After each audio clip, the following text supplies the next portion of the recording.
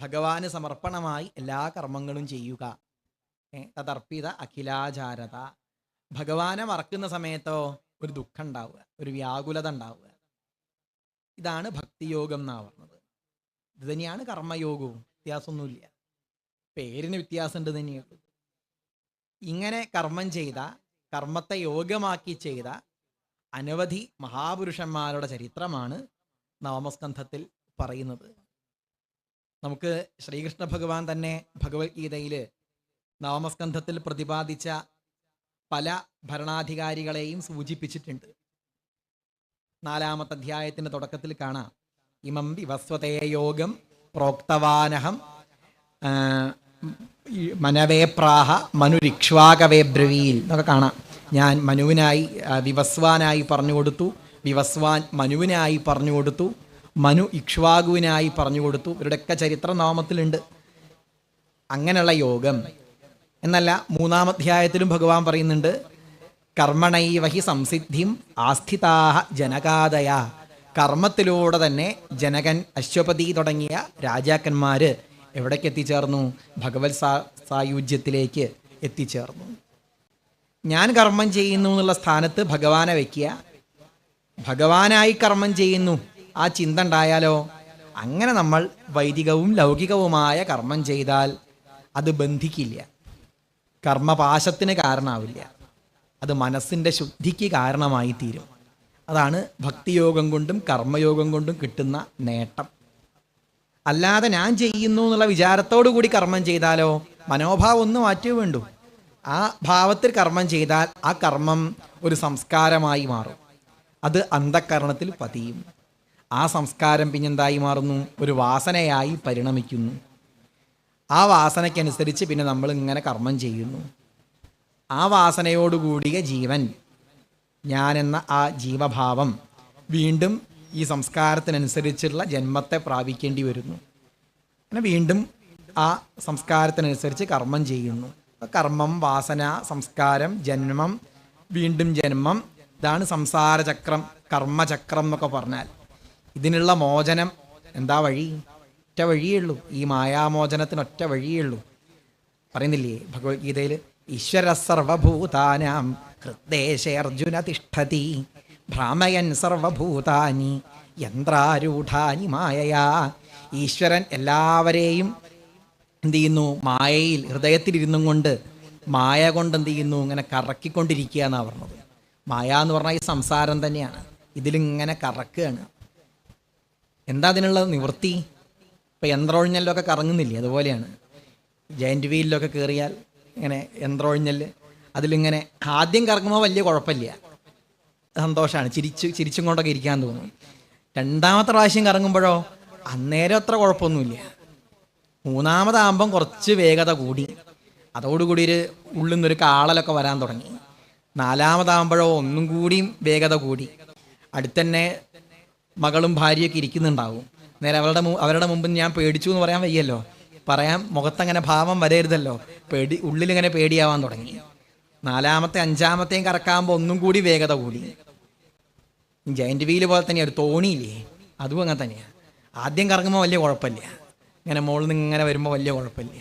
കുറച്ചും കൂടി വേഗത കൂടിയാലോ അപ്പം ഉള്ളിൽ നിന്ന് എന്തൊക്കെയോ ഇങ്ങനെ മുകളിലേക്ക് പോകുന്നത് കാണാം.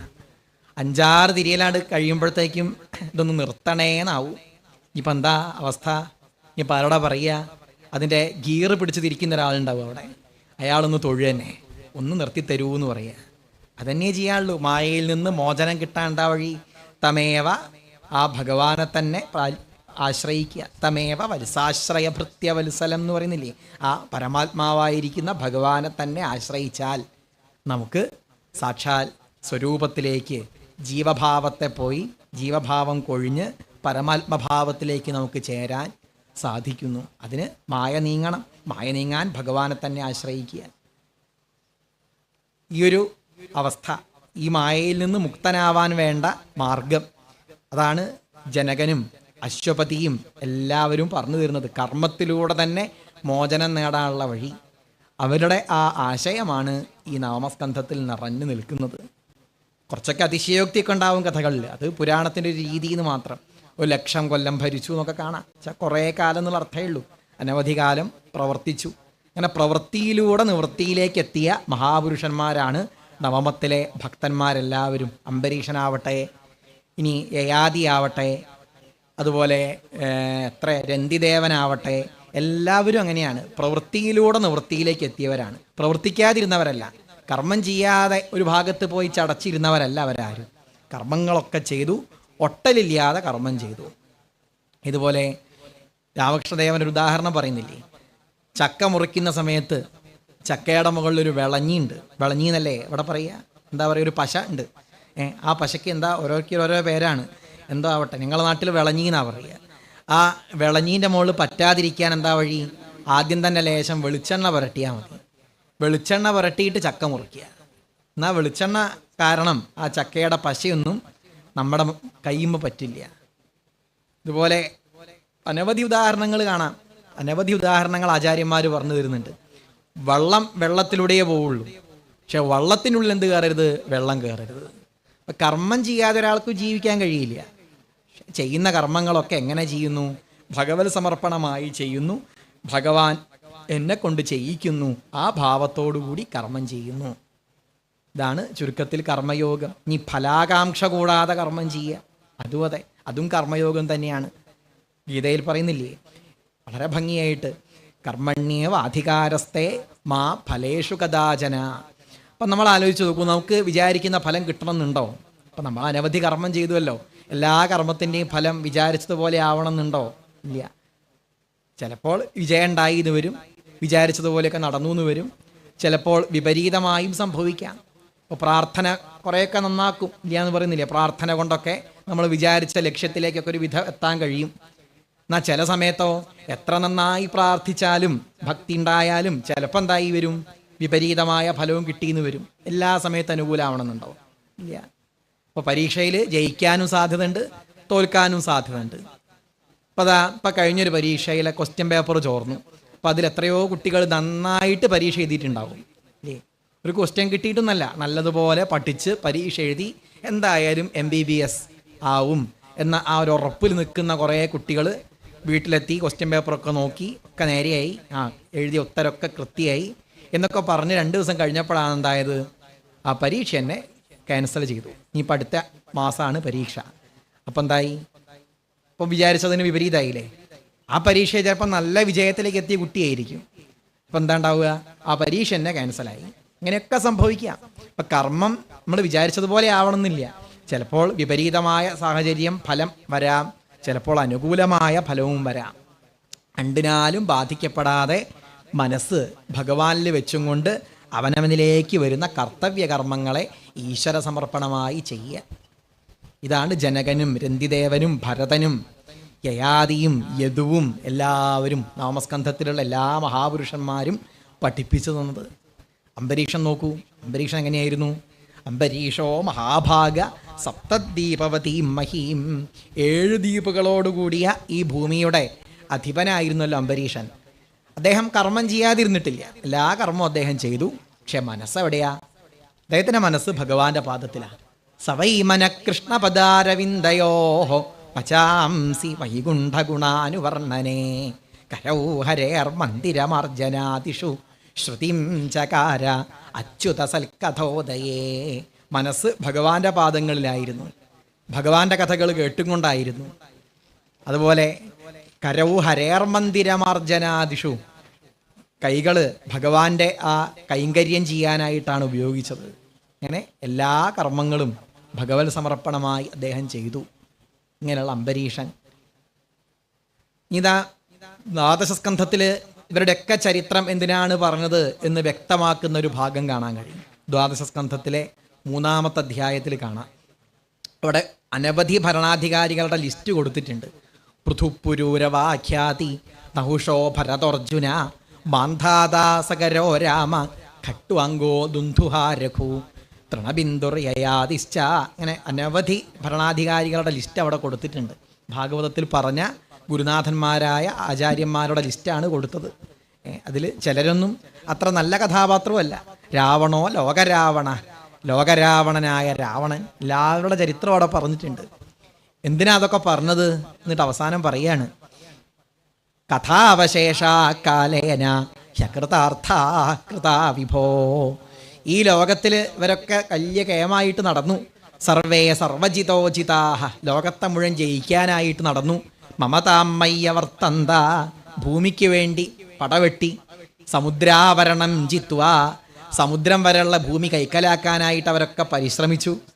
ഘോരമായ അനവധി യുദ്ധങ്ങൾ, രക്തച്ചൊരിച്ചിലുകളൊക്കെ അവർ നടത്തി. എന്നിട്ട് അവസാനം എന്താ ഉണ്ടായത്? അകൃതാർത്ഥ അകൃതാ വിഭോ, സന്തോഷാവാതെ ഈ ലോകം വിട്ടുപോയി.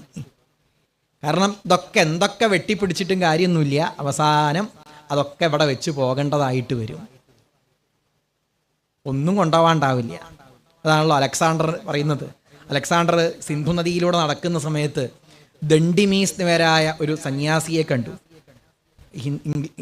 യൂറോപ്യന്മാർ, ഗ്രീക്കുകാർ ആ പേരിലാണ് വിളിച്ചത്. ശരിക്കും അദ്ദേഹത്തിൻ്റെ പേര് ദാണ്ഡിയായൻ എന്നാണ്.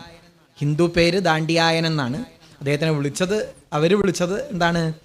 ദണ്ഡിമീസ് എന്നാണ്. ഗ്രീക്ക് ചരിത്രകാരന്മാർ എഴുതി വെച്ചത് അത് വളരെ ഭംഗിയായിട്ട് എഴുതി വെച്ചിട്ടുണ്ട് അവർ. അലക്സാണ്ടറിൻ്റെ സംവാദവും ഇദ്ദേഹമായിട്ട് ഉള്ള സംവാദമൊക്കെ എഴുതി വെച്ചിട്ടുണ്ട്. അലക്സാണ്ടർ തോറ്റുപോയത് ഈ ദണ്ഡിമീസിൻ്റെ മുമ്പിൽ മാത്രമാണ്. ദണ്ഡിമീസിനോട് പറഞ്ഞു തൻ്റെ കൂടെ വരണം എന്ന് പറഞ്ഞു. വരില്ല എന്ന് പറഞ്ഞു. നിന്നെ പിടിച്ചു കൊണ്ടുപോകുമെന്ന് പറഞ്ഞു. അങ്ങയുടെ ഈ ഒരു നോട്ടം കൊണ്ടും അങ്ങയുടെ ഈ വാള് കൊണ്ടൊന്നും ഞാൻ ഭയക്കില്ല. ഞാൻ ആരാണ്? എൻ്റെ ഈ ശരീരം തന്നെ എന്താണ്? ആത്മാവിനൊരു വസ്ത്രം പോലെ നിൽക്കുന്ന ശരീരമാണ്. ഇത് പോയാലും എനിക്കൊരു ബുദ്ധിമുട്ടുമില്ല എന്ന് പറഞ്ഞു. അപ്പം അങ്ങനെ കേട്ടപ്പോഴേക്കും ഇങ്ങനത്തെ ഒരു മറുപടി ആദ്യമായിട്ടാണ് അദ്ദേഹം കേട്ടത്. അദ്ദേഹത്തിനെ നമസ്കരിച്ചു, ഗുരുനാഥനായി കണ്ടു. അങ്ങനെ കുറേ തത്വങ്ങളൊക്കെ മനസ്സിലാക്കി. കൂടെ അദ്ദേഹത്തിൻ്റെ ഒരു ശിഷ്യനെയും കൂട്ടി അലക്സാണ്ടർ തൻ്റെ നാട്ടിലേക്ക് പോവുകയാണ്. അങ്ങനെ പോയി ഒരു പ്രത്യേക ദിക്കിലെത്തിയ സമയത്ത് അദ്ദേഹത്തിന് മനസ്സിലായി, ഞാൻ ഇപ്പോൾ അധികം കാലമൊന്നും ജീവിക്കില്ല, മരിക്കുമെന്ന് മനസ്സിലായി. മരിക്കാനായി എന്ന് മനസ്സിലായ സമയത്ത് അദ്ദേഹം തൻ്റെ ഭൃത്യന്മാരോട് പറഞ്ഞു, എന്നെ അടക്കം ചെയ്യുന്ന സമയത്ത് അവിടെ ഈ ശവപ്പെട്ടീൻ്റെ ഉള്ളിൽ 2 ദ്വാരം വെക്കണം എന്ന് പറഞ്ഞു. ആ ദ്വാരത്തിലൂടെ എൻ്റെ കൈകൾ പുറത്തേക്ക് വെക്കണം എന്ന് പറഞ്ഞു. എന്തിനാണെണെങ്കിൽ ഈ ലോകം മുഴുവൻ ജയിക്കാനായി നടന്ന അലക്സാണ്ടർ ചക്രവർത്തിയും പോകുന്ന സമയത്ത് എങ്ങനെയാണ് പോണത്? വെറും കൈയോടുകൂടിയാണ് പോണത് എന്ന് മനസ്സിലാക്കട്ടെ. എങ്ങനെ അലക്സാണ്ടറിന് ഈ ഒരു തത്വം മനസ്സിലായി? ഭാരതത്തിൽ വന്നതുകൊണ്ടാണ്. ഇവിടുത്തെ മഹാപുരുഷന്മാരുമായുള്ള സമ്പർക്കം കൊണ്ടാണ് അദ്ദേഹത്തിന് ഈ ഒരു ബോധ്യം വന്നത്. കഥാവശേഷ കാലേന ചകൃതാർത്ഥ കൃതാ വിഭോ. ഇവരൊക്കെ അകൃതാർത്ഥന്മാരായിട്ടാണ് ഈ ലോകം വിട്ടുപോയതേ, സന്തോഷമായിട്ടല്ല പോയത്. അപ്പോൾ അതുകൊണ്ട് എന്താ ഈ കഥയൊക്കെ പറയാൻ കാരണം എന്താണ്? കഥാ ഇമാസ്തേ കഥിതാ മഹീയസാം വിതായ ലോകേഷു യശപ്പരേയുഷാം വിജ്ഞാന വൈരാഗ്യ വിവക്ഷയാ വിഭോ വചോ വിഭൂതി നതു പാരമാർത്ഥ്യം. ഈ കഥകളൊക്കെ പറഞ്ഞത് നമ്മളിൽ ഈ വിജ്ഞാനവും വൈരാഗ്യവും ഉണ്ടാവാനാണ്. സത്യം പരമാത്മാവായ ഭഗവാൻ മാത്രമാണ്. ഈശ്വരൻ മാത്രമേ മാറാതിരിക്കുന്നുള്ളൂ. ബാക്കിയുള്ളതൊക്കെ മാറിക്കൊണ്ടിരിക്കും. ദേഹവും മാറും. ശരീരം കുറച്ച് കഴിഞ്ഞാൽ നമ്മൾ ഒഴിവാക്കി പോവും. അപ്പം എന്തേ മാറാത്തതുള്ളൂ? ഈശ്വരന് മാത്രം മാറ്റമില്ല. ആ ഭഗവാനിൽ മനസ്സിന് ഉറപ്പിച്ചു കഴിഞ്ഞാൽ നമുക്ക് സമാധാനം ഉണ്ടാക്കാൻ സാധിക്കും, ശാന്തിയെ നേടാനായി സാധിക്കും. അല്ലാതെ വേറൊരു വഴിയില്ല. ഭഗവാന് യാതൊരു മാറ്റവും. ഭഗവാൻ എല്ലാ കാലത്തും ഒരുപോലെ തന്നെ ഉണ്ട്. എന്നും ഒരുപോലെ നിൽക്കുന്ന തത്വമാണ്. ആ തത്വത്തിൽ മനസ്സിന് ഉറപ്പിക്കൂ. അല്ലാണ്ട് വേറൊരു വഴിയില്ല. ആരാ ഭഗവാൻ? അന്തർജ്യോതിരമേയമേകമൃതം കൃഷ്ണാഖ്യം ആപീയതാം. എല്ലാവരുടെയും ഉള്ളിൽ നിൽക്കുന്ന അന്തർജ്യോതിരമേയമേകമൃതം, എല്ലാവരുടെയും ഉള്ളിൽ നിൽക്കുന്ന അന്തര്യാമിയാണ്. അന്തർജ്യോതി അമേയമേകമൃതം, ആർക്കും അളക്കാൻ കഴിയാത്ത അനന്തം എന്ന് പറയാം. അമൃതം, നശിക്കാത്തതായ തത്വം. കൃഷ്ണാഖ്യം ആപീയതാം. അങ്ങനെയുള്ള ആ പരമാത്മാവായിരിക്കുന്ന കൃഷ്ണനെ സേവിക്കൂ, കൃഷ്ണനെ പാനം ചെയ്യൂ. തൽപീതം പരമൗഷധം, അതാണ് ഏറ്റവും വലിയ ഔഷധം. സംസാര മോചനത്തിനുള്ള ഔഷധം, ദുഃഖനിവൃത്തിക്കുള്ള ഔഷധം. കൃഷ്ണനെ സേവിക്കുക, കൃഷ്ണനെ അനുഭവിക്കുക. അത് വേറൊരു വഴിയില്ല. അപ്പം ഈ തത്വം ബോധ്യപ്പെടുത്താനായിട്ടാണ് വിജ്ഞാനം എന്ന് പറഞ്ഞാൽ ഇതാണ്. കൃഷ്ണനാണ് സത്യം, മറ്റതൊക്കെ മിഥ്യയാണ്. ഇതാണ് വിജ്ഞാനം. ആ കൃഷ്ണനെ അനുഭവിക്കലാണ് വിജ്ഞാനം. അവിടേക്ക് എത്താൻ എന്തുണ്ടാവണം? ഈ ലോകം നശ്വരമാണ് എന്നുള്ള ബോധ്യം ഉണ്ടാവണം. ആ ഒരു വൈരാഗ്യം, അതിനു വേണ്ടിയാണ് ഈ കഥകളൊക്കെ പറഞ്ഞത്. നതു പാരമാർത്ഥ്യം, പരമാർത്ഥമല്ല എന്നല്ല ഇതിൻ്റെ അർത്ഥം. ഈ കഥയൊക്കെ നടന്നിട്ടില്ല എന്നൊന്നും അർത്ഥമില്ല. ചിലരങ്ങനെ വ്യാഖ്യാനിക്കാറുണ്ട്. അങ്ങനെയൊന്നും അർത്ഥമില്ല. ഇതൊന്നും പരമാർത്ഥമല്ല. പരമാർത്ഥം ആരാ? കൃഷ്ണനാണ്. ഈ ജഗത്ത് പരമാർത്ഥമാണോ? അല്ല. പരമാർത്ഥം എന്താണ്? സർവേശ്വരനായ ഭഗവാനാണ് പരമാർത്ഥ തത്വം. പരമാർത്ഥധാം എന്നൊക്കെ പറയാറില്ലേ? പരമാർത്ഥം ഭഗവാനാണ്. അതാണ് അടുത്ത ശ്ലോകത്തിൽ പറഞ്ഞത്. എന്താ പരമാർത്ഥം എന്നാണ് അടുത്ത ശ്ലോകത്തിൽ പറഞ്ഞത്. യസ്തു ഉത്തമ ശ്ലോക ഗുണാനുവാദം. ആ ഭഗവാന്റെ പാദങ്ങളിൽ മനസ്സിന് ഉറപ്പിക്കുക. കൃഷ്ണേമലാം ഭക്തിം അഭീപ്സമാന. കൃഷ്ണനിൽ പരമമായ ആ ഭക്തിയെ വയ്ക്കൂ. എന്നാൽ ആ അനശ്വരനായ ആ തത്വത്തിൽ, അനശ്വരമായ ആ തത്വത്തിൽ മനസ്സിനെ വെച്ചാൽ ദുഃഖനിവൃത്തിയിലേക്ക് എത്താൻ കഴിയും. നമുക്കിപ്പോൾ ദുഃഖം ഉണ്ടാവാനുള്ള കാരണം എന്താണ്? നമ്മുടെ മനസ്സ് നശ്വരങ്ങളായ വിഷയങ്ങളിലാണ് മനസ്സിനെ വെച്ചത്. അതിന് പകരം അനശ്വരനായ ഭഗവാനിൽ ചേർക്കുക. അതിനാണ് ഈ സത്സംഗമൊക്കെ നടത്തുന്നത്. പൊതുവെ പലതിലേക്കും പോവുക ചെയ്യുക നമ്മുടെ മനസ്സ്. അധികവും നശ്വരമായ വസ്തുക്കളിലാണ് മനസ്സ് ഒട്ടി നിൽക്കുന്നത്. അതാണ് നമുക്ക് വിഷമങ്ങളും അതുപോലെ സങ്കടങ്ങളും ദുരിതങ്ങളും ഒന്നും വിട്ടുപോവാത്തത്. എന്നാൽ ഭഗവാനിൽ മനസ്സിനെ ഉറപ്പിച്ചാലോ ഒരു ദുരിതവും ഉണ്ടാവില്ല, ഒരു ദുഃഖവും ഉണ്ടാവില്ല. ദുഃഖത്തിൻ്റെ സാഹചര്യം വന്നാൽ പോലും എന്തുണ്ടാവില്ല? ദുഃഖം ഉണ്ടാവില്ല.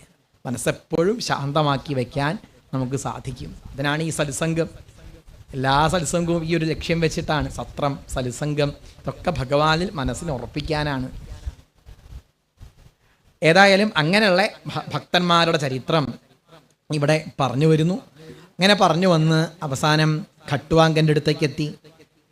വളരെ കുറഞ്ഞ സമയം കൊണ്ട് തന്നെ ഖട്ടുവാങ്കൻ മോക്ഷത്തിലേക്ക് എത്തി, ഭഗവാനെ സേവിച്ച് മുക്തിയിലേക്ക് എത്തി.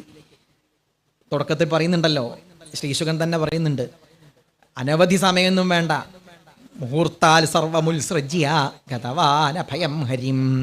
കുറഞ്ഞ സമയം കൊണ്ട്, മുഹൂർത്ത സമയം കൊണ്ട് ആ ഖട്ടുവാങ്കൻ ഭഗവാനെ ഉപാസിച്ച് പരമമായ തത്വത്തിലേക്ക് എത്തിച്ചേർന്നു. അങ്ങനെയുള്ള ഖട്ടുവാങ്കൻ അങ്ങനെ ഓരോരുത്തരെയും പറഞ്ഞു വരികയാണ്. അങ്ങനെ ദശരഥൻ്റെ അടുത്തേക്ക് എത്തി. ദശരഥൻ്റെ പുത്രന്മാരായി ഭഗവാൻ തന്നെ അവതരിക്കുകയാണ്. രാമലക്ഷ്മണ ഭരത ശത്രുഘ്ന ഇതി സംജ്ഞയാ. രാമൻ, ലക്ഷ്മണൻ, ഭരതൻ, ശത്രുഘ്നൻ, ഇങ്ങനെ 4 പ്രകാരത്തിൽ ഭഗവാൻ തന്നെ അവതരിക്കുകയാണ്. മറ്റവതാരങ്ങളെക്കാളൊക്കെ പ്രാധാന്യം രാമാവതാരത്തിനുണ്ട്. എന്താ രാമാവതാരത്തിൻ്റെ മഹത്വം? രാമായണത്തിൽ പറയുന്നില്ലേ, സംഖ്യയില്ലാതോളമുണ്ടവതാരങ്ങൾ പങ്കജനേത്രനാം വിഷ്ണുവിനെങ്കിലും സംഖ്യാവതാം മമ ചൊല്ലിത്തരുവ ഞാൻ. രാമാവതാര സമമല്ല തൊന്നുമേ, നാമജപത്തിനാലേ വരും മോക്ഷവും. അനവധി അവതാരങ്ങൾ ഭഗവാൻ ഉണ്ടെങ്കിലും മറ്റവതാരങ്ങളെക്കാളൊക്കെ പ്രാധാന്യം രാമായണത്തിന്, രാമാവതാരത്തിനുണ്ട് എന്ന് പറയുകയാണ്. എന്താ ആ പ്രാധാന്യം? നാമജപം കൊണ്ട് തന്നെ മോക്ഷത്തിലേക്ക് എത്താൻ സാധിക്കും. അതാണ് രാമാവതാരത്തിൻ്റെ മഹത്വം. ഇപ്പം ഭഗവാന്റെ അവതാരമാണ് വരാഹാവതാരം. വരാഹം ചെന്തർത്ഥം പന്നി. ഭസ്മൊക്കെ തൊട്ടിട്ട് പന്നി പന്നി പന്നി ജപിച്ചു നോക്കൂ. മോക്ഷം കിട്ടില്ല എന്ന് മാത്രമല്ല, അടി കിട്ടിയും വരും, അടി കിട്ടിയെന്നും വരും. ഭഗവാന്റെ അവതാരമായിട്ട് കാര്യമില്ല. മത്സ്യം എന്ന് വായിച്ചിട്ടുണ്ടാവും, മത്സ്യാവതാരമൊക്കെ. മത്സ്യം മത്സ്യം മത്സ്യം മത്സ്യം എന്ന് ഇങ്ങനെ ചോദിച്ചാൽ മത്സ്യം കൊണ്ടുപോകണവർ ചോദിക്കും, എന്നെ വിളിച്ചോ ചോദിക്കും. മത്സ്യം മത്സ്യം ചോദിച്ചാൽ മോക്ഷമൊന്നും കിട്ടില്ല. മോക്ഷം കിട്ടണമെങ്കിൽ രാമാവതാരത്തിനും കൃഷ്ണാവതാരത്തിനും മാത്രമേ ഒരു പ്രാധാന്യം, ആ മോക്ഷത്തിലേക്ക് എത്താൻ സഹായിക്കുള്ളൂ. അതാണല്ലോ ഹരേ രാമ രാമ രാമ ഹരേ ഹരേ, ഹരേ കൃഷ്ണ കൃഷ്ണ കൃഷ്ണ ഹരേ ഹരേ. രാമായണം, കൃഷ്ണാവതാരം, ഇത് രണ്ടുമാണ് പ്രധാനം. രാമാവതാരവും കൃഷ്ണാവതാരവും. കലിസന്തരണോപനിഷത്താണിത്, വേറൊരു മന്ത്രമല്ല. കലിസന്തരണോപനിഷത്ത് എന്നാണ് ഈ മന്ത്രത്തിൻ്റെ. ഇതൊക്കെ നിങ്ങൾക്കറിയുന്ന കാര്യം തന്നെയാണ്, ഞാൻ വിസ്തരിക്കേണ്ട കാര്യമൊന്നുമില്ല. കലിസന്തരണോപനിഷത്ത് എന്നാണ് ഈ മന്ത്രത്തിന് പറയുക. ഇപ്പം രാമായണം രചിച്ച വാൽമീകി, ആദികവിയായ വാൽമീകി, ആദികാവ്യമിതം പുണ്യം എന്നാ പറയുക. ആദികാവ്യം എന്നാണ് രാമായണത്തിൽ തന്നെ രാമായണത്തെക്കുറിച്ച് പറഞ്ഞത്. ആ ആദികാവ്യമായ രാമായണം വിരചിച്ച വാൽമീകി മഹർഷി ആദ്യം ആരായിരുന്നു? ഒരു കാട്ടാളനായിരുന്നു. ഈ കാട്ടാളങ്ങൾ നടന്നു പോകുന്ന സമയത്താണ് സപ്തർഷിമാരെ കാണുന്നത്. സപ്തർഷിമാർ പറഞ്ഞു, നീ ഇങ്ങനെ പാപം ചെയ്താൽ നരകം അനുഭവിക്കേണ്ടി വരും. പാപത്തിൻ്റെ ഫലമായി കുംഭീഭാഗത്തിലൊക്കെ പോയി കിടക്കേണ്ടി വരും. അവരിങ്ങനെ നിന്നെ വറുത്ത് പൊരിക്കുകയൊക്കെ ചെയ്യും. ആ സമയത്ത് സഹായിക്കാൻ നീ ആർക്ക് വേണ്ടിയിട്ടാണോ ഇങ്ങനെ കഷ്ടപ്പെടുന്നത്, കള്ളത്തരമൊക്കെ ചെയ്യുന്നത്, കളവും എല്ലാം ചെയ്യുന്നത് ആ ഭാര്യയും മക്കളും നിന്നെ സഹായിക്കാനുണ്ടാവുമോ? നീ ഒന്ന് ആലോചിച്ച് നോക്ക് എന്ന് പറഞ്ഞു. അപ്പം ഈ കാട്ടാളെങ്ങനെ ആലോചിച്ചു, ഒന്ന് പോയി നോക്കട്ടെ, പോയി നോക്കി വരാമെന്ന് പറഞ്ഞു. അപ്പോൾ നിങ്ങൾ പോവുമോ ചോദിച്ചു കാട്ടാളെ.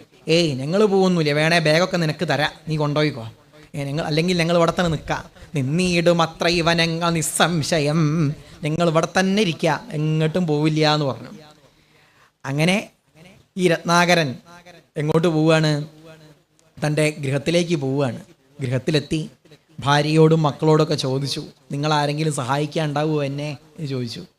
നേരെ അവർ പറഞ്ഞു, കർത്താവൊഴിഞ്ഞു മറ്റന്യൻ ഭുജിക്കുമോ? അവനവൻ ചെയ്യുന്ന കർമ്മം അവനവൻ തന്നെ അനുഭവിക്കുള്ളൂ, മറ്റാരും അനുഭവിക്കില്ല. താൻ താൻ നിരന്തരം ചെയ്യുന്ന കർമ്മങ്ങൾ താൻ താൻ അനുഭവിച്ചിടുകന്നേ വരൂ. താൻ ചെയ്യുന്ന കർമ്മത്തിൻ്റെ ഫലം താൻ തന്നെ അനുഭവിക്കേണ്ടതായി വരും എന്ന് പറഞ്ഞു. ഇതങ്ങോട്ട് കേട്ടപ്പോഴേക്കും ഈ രത്നാകരന് ആകെ ഒരു വൈരാഗ്യം വന്നു.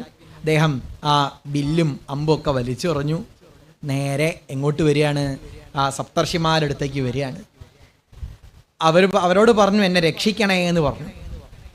അപ്പം എന്താ അയാൾക്ക് പറഞ്ഞു കൊടുക്കുക? രാമനാമം നേരിട്ട് പറഞ്ഞു കൊടുത്താൽ അങ്ങോട്ട് മനസ്സിലാവില്ല. അവസാനം ഇവരെന്ത് പറഞ്ഞു കൊടുത്തു? മരാന്ന് പറഞ്ഞു കൊടുക്കുകയാണ്. മരാന്ന് ജപിച്ചാൽ ആദ്യമല്ലേ മരാന്നാവുള്ളൂ, കുറച്ച് കഴിയുമ്പോഴത്തേക്ക് എന്താവും? രാമ രാമ എന്നാവുമല്ലോ.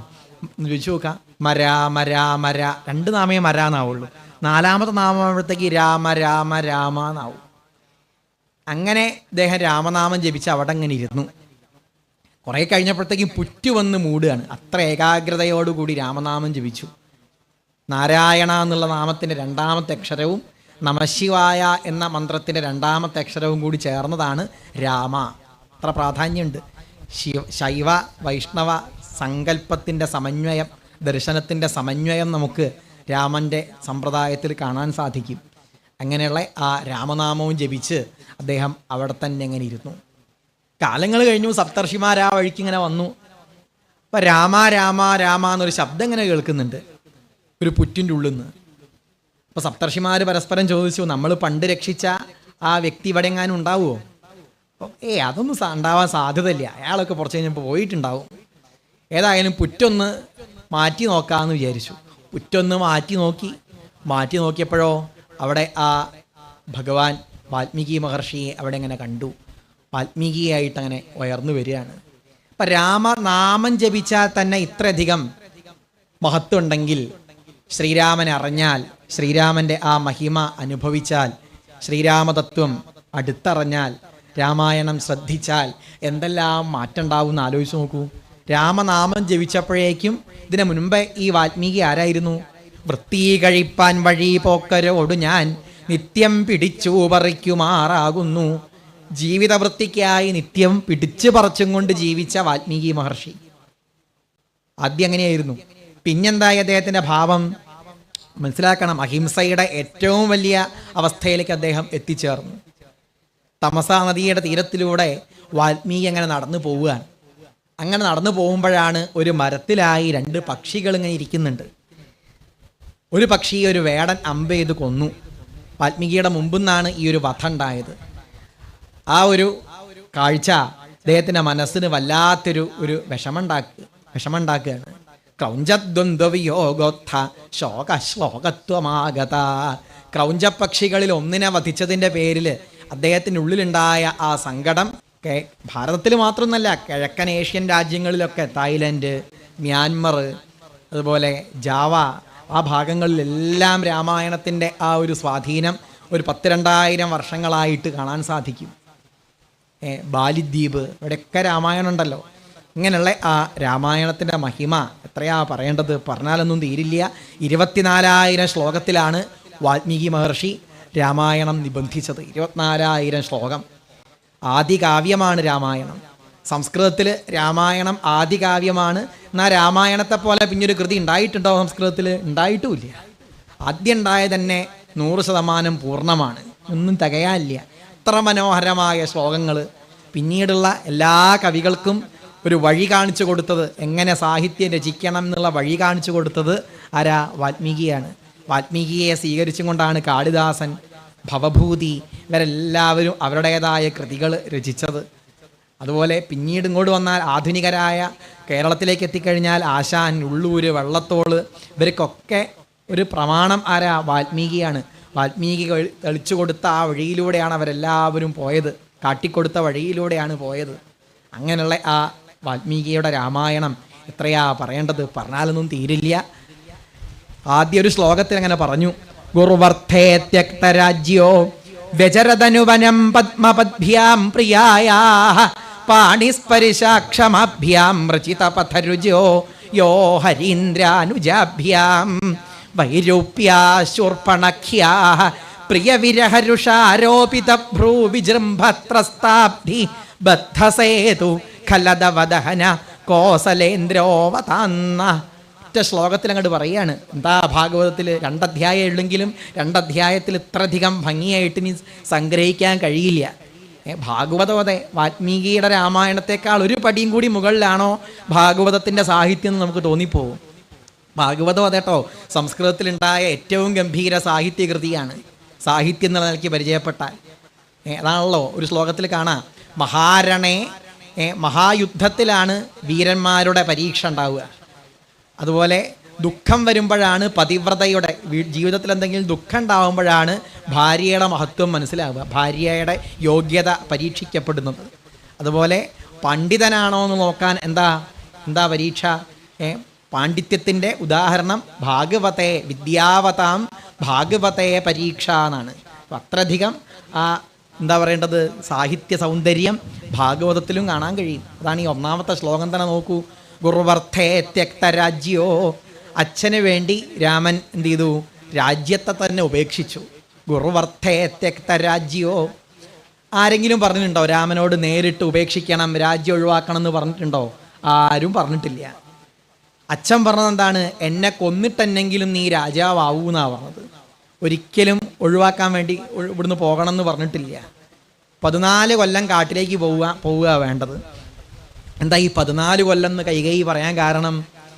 അന്നത്തെ കാലത്തെ വ്യവസ്ഥ അടിസ്ഥാനമാക്കി പറയുകയാണെങ്കിൽ, അന്നത്തെ കാലത്തുള്ള രീതി അനുസരിച്ച് പറഞ്ഞാൽ, സ്മൃതി നിയമപ്രകാരം പറയുകയാണെങ്കിൽ, ഒരു വസ്തു ഞാൻ ഒരു വ്യക്തിയുടെ കയ്യിലേക്ക് ഏൽപ്പിച്ചു. 10 വർഷത്തോളം കാലം ഞാൻ ആ വസ്തുവിനെ കുറിച്ച് ചോദിക്കുന്നേ ഇല്ല വിചാരിച്ചോളൂ. ഞാൻ ഏൽപ്പിച്ച വസ്തു ആരതായി? അയാളതായി. ഞാൻ ആർക്കാണോ ഏൽപ്പിച്ചു കൊടുത്തത് ആ വ്യക്തിയുടേതായി. അപ്പോൾ ശ്രീരാമൻ ഇനി തിരിച്ചു വന്നിട്ട് ഇവിടെ വന്നിട്ട് പറയാണ്, ഭരതാ, നിനക്ക് തന്ന ആ രാജ്യം എനിക്ക് തരണം, ഞാനല്ലേ വലിയേട്ടൻ, മൂത്ത ജ്യേഷ്ഠൻ ഞാനല്ലേ, അതുകൊണ്ട് എനിക്ക് തരണം എന്ന് പറഞ്ഞാൽ ഭരതൻ കൊടുക്കേണ്ട കാര്യമില്ല. കാരണം എന്താ? 14 കൊല്ലമായില്ലേ. 10 കൊല്ലത്തിനിടയ്ക്ക് രാമൻ വരണം എന്നെങ്കിൽ അങ്ങനെ ഒന്ന് ചോദിച്ചിട്ടേ കാര്യമുള്ളൂ. ഇതിപ്പോൾ 14 കൊല്ലമായി. 14 കൊല്ലം കഴിഞ്ഞ് വന്നിട്ട് ചോദിച്ചാലും ഭരതന് കൊടുക്കേണ്ട കാര്യമില്ല. ഇതൊക്കെ മുൻകൂട്ടി കണ്ടിട്ടാണ് കൈകേയി രാമൻ 14 കൊല്ലം കാട്ടിലേക്ക് പോകണം എന്നും രാമന് നിശ്ചയിച്ചതായ ആ അഭിഷേകം എൻ്റെ മകനായ ഭരതനായിട്ട് നടത്തണം എന്നൊക്കെ പറഞ്ഞത്. ഇങ്ങനെയൊക്കെ മനസ്സിലാക്കിയിട്ടും രാമൻ എന്ത് ചെയ്തു? രാജ്യം ശ്രിയം പ്രണയിന സുഹൃദോ നിവാസം തെക്വായയൗ വനം അസൂനിവ മുക്തസംഗഃ.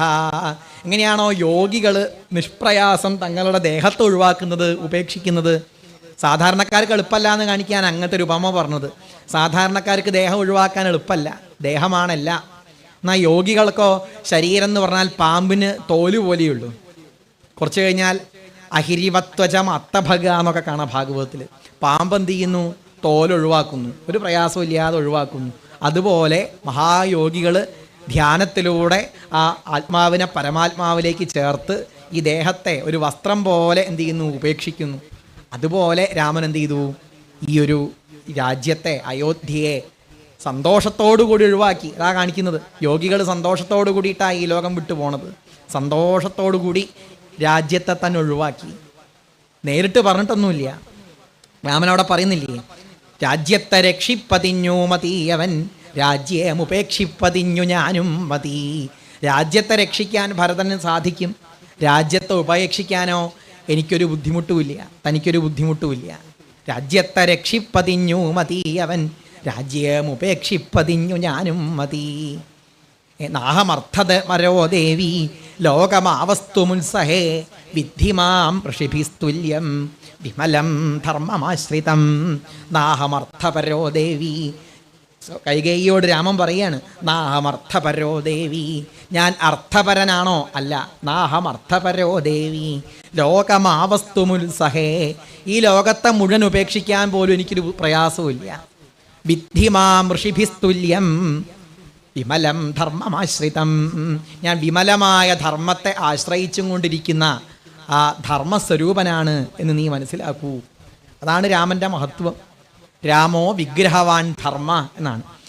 അമൂല്യമായ ആ ധർമ്മത്തെ, എത്രയാ ധർമ്മം എന്ന് പറഞ്ഞാൽ തന്നെ എന്താണ്? ഈ സമാജത്തെ, സമൂഹത്തെ നിലനിർത്തുന്ന, ഒന്നാക്കി ചേർത്ത് കോർത്ത് നിർത്തുന്ന മൂല്യങ്ങൾക്കാണ് ധർമ്മം എന്ന് പറയുക.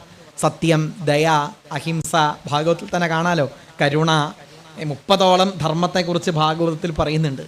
ഈ ധർമ്മങ്ങളുടെ മുഴുവൻ മൂർത്തിയാണ് ആര്? ശ്രീരാമൻ. ധർമ്മത്തിന് ഉദാഹരണമായിട്ട് ഇപ്പോൾ ആരെയെ കാണാൻ കഴിയുള്ളൂ? ധർമ്മത്തിനൊരു വിഗ്രഹം കൊടുക്കുകയാണെങ്കിൽ ആരെയാ ചൂണ്ടിക്കാണിക്കുക? ശ്രീരാമനെയാണ് ചൂണ്ടിക്കാണിക്കുക. രാമോ വിഗ്രഹവാൻ ധർമ്മ, രാമൻ ധർമ്മത്തിൻ്റെ വിഗ്രഹമാണ്. എന്നാൽ ശ്രീകൃഷ്ണനോ? ശ്രീകൃഷ്ണൻ ധർമ്മത്തിൻ്റെ മാത്രം വിഗ്രഹമല്ല, 4 പുരുഷാർത്ഥങ്ങളുടെയും വിഗ്രഹമാണ് ഭഗവാൻ. ധർമ്മം, അർത്ഥം, കാമം, മോക്ഷം, ചതുർവിധ പുരുഷാർത്ഥങ്ങളുടെയും മൂർത്തിയാണ് ശ്രീകൃഷ്ണൻ. ശ്രീരാമൻ അങ്ങനെയല്ല, ധർമ്മത്തിൻ്റെ മൂർത്തിയാണ്. ധർമ്മം നമ്മളിൽ ഉണ്ടായാൽ തന്നെ മതി. ധർമ്മത്തിലൂടെ തന്നെ നമുക്ക് എവിടേക്ക് എത്താൻ കഴിയും? മോക്ഷത്തിലേക്ക്, ഈശ്വരനിലേക്ക് എത്താൻ സാധിക്കും. ധർമ്മം തന്നെ മതി. ധർമ്മത്തിലൂടെ സത്യത്തിലേക്ക് എത്താനായി സാധിക്കും. അങ്ങനെയാണല്ലോ വാൽമീകി രാമായണത്തിൻ്റെ തുടക്കം തന്നെ. രാമൻ എങ്ങനെയാണ് പരിചയപ്പെടുത്തുന്നത്? തപസ്വാധ്യായ നിരതം തപസ്വീ വാഗ്മിദാംബരം നാരദം പരിപപ്രച്ഛ വാൽമീകിർ മുനിപുംഗവം. തപസ്സും സ്വാധ്യായവും എല്ലാം വാൽമീകിക്കുണ്ട്, നാരദ മഹർഷിക്കുമുണ്ട്. തപസ്വീ വാൽമീകി എന്നാണ്, തപസ്വിയായ വാൽമീകി. തപസ്വാധ്യായ നിരതം നാരദം, നാരദ മഹർഷിയോടായിട്ട് ചോദിക്കുകയാണ്. എന്താ ചോദ്യം? ഈ ലോകത്തിൽ ആരാണ് ധർമ്മിഷ്ഠൻ?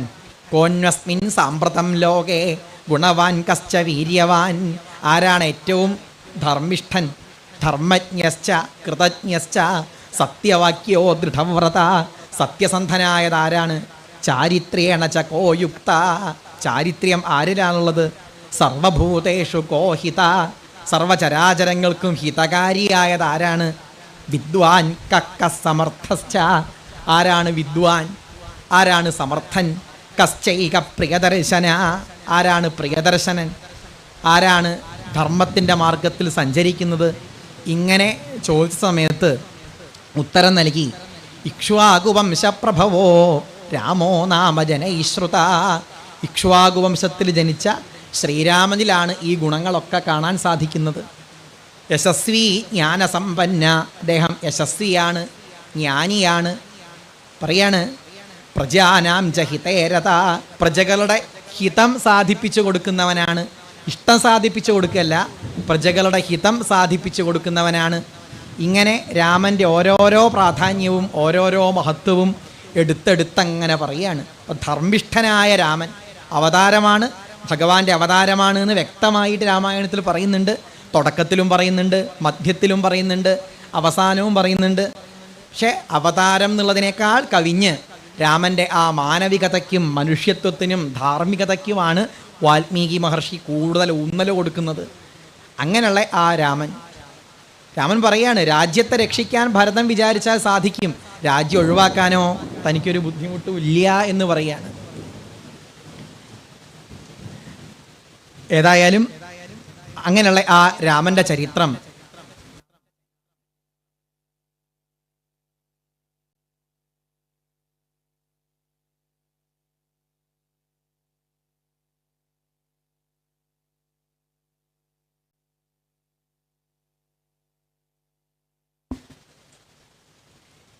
അങ്ങനെയുള്ള ആ രാമൻ്റെ ചരിത്രത്തെ വിസ്തരിച്ച് പറയാനായിട്ട് അങ്ങോട്ട് തുടങ്ങുകയാണ് ഇവിടെ.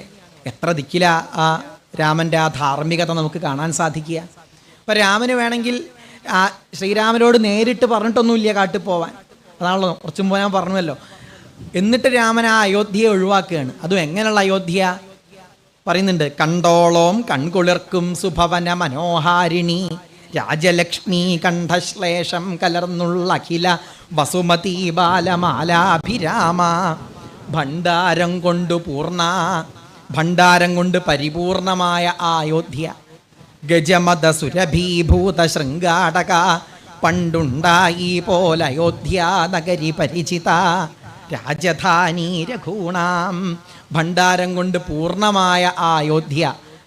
ഒരു തരത്തിൽ പറയാച്ചാൽ ഒരു ബുദ്ധിമുട്ടും അയോധ്യയിലില്ല. അങ്ങനെയുള്ള ആ അയോധ്യയെയാണ് അച്ഛൻ്റെ വാക്കിനെ സത്യമാക്കുന്നതിനായിട്ട് ശ്രീരാമൻ എന്ത് ചെയ്തത്? ഒരു ബുദ്ധിമുട്ടും ഇല്ലാതെ അങ്ങോട്ട് ഒഴിവാക്കുന്നത്. ആലോചിച്ച് നോക്കൂ. എന്നിട്ടോ കല്ലിലൂടെയും മുള്ളിലൂടെയൊക്കെ നടന്നു. വളരെ മൃദുലമായ ആ പാദങ്ങളോടുകൂടിയ ഭഗവാൻ ലോകത്തിന് എന്താ ധർമ്മം എന്ന് പഠിപ്പിച്ചു കൊടുക്കുന്നതിന് വേണ്ടി സഞ്ചരിച്ചു. അങ്ങനെയുള്ളതായ ആ ശ്രീരാമചന്ദ്രസ്വാമി നമ്മളെയൊക്കെ രക്ഷിക്കട്ടെ എന്നാണ് ആദ്യം തന്നെ പറഞ്ഞത്. എന്നിട്ട് വിസ്തരിച്ചങ്ങനെ പറയുകയാണ്. എന്തൊക്കെയാണ് അവിടെ പറയുന്നത്? അതുകൊണ്ടാണല്ലോ വാൽമീകി രാമായണത്തെക്കുറിച്ച് വിവേകാനന്ദ സ്വാമികൾ വിദേശങ്ങളിലൊക്കെ പറഞ്ഞു കൊടുക്കുന്ന സമയത്ത് പറയും, Rama is the ideal son, ideal brother, ideal husband and above all Rama is the ideal king. Rama is the ideal sun.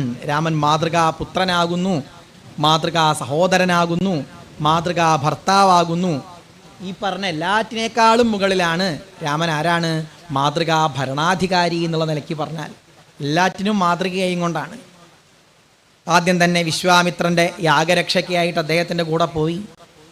താടകയുടെ ആ വഴിയിലൂടെയാണ് വിശ്വാമിത്രൻ കൂട്ടിക്കൊണ്ടുപോയത്. അപ്പോൾ ഭഗവാൻ ചോദിച്ചു, ഇവിടെ എന്താ അങ്ങനെ വരാൻ കാരണം? ആരെയും കാണുന്നില്ലല്ലോ.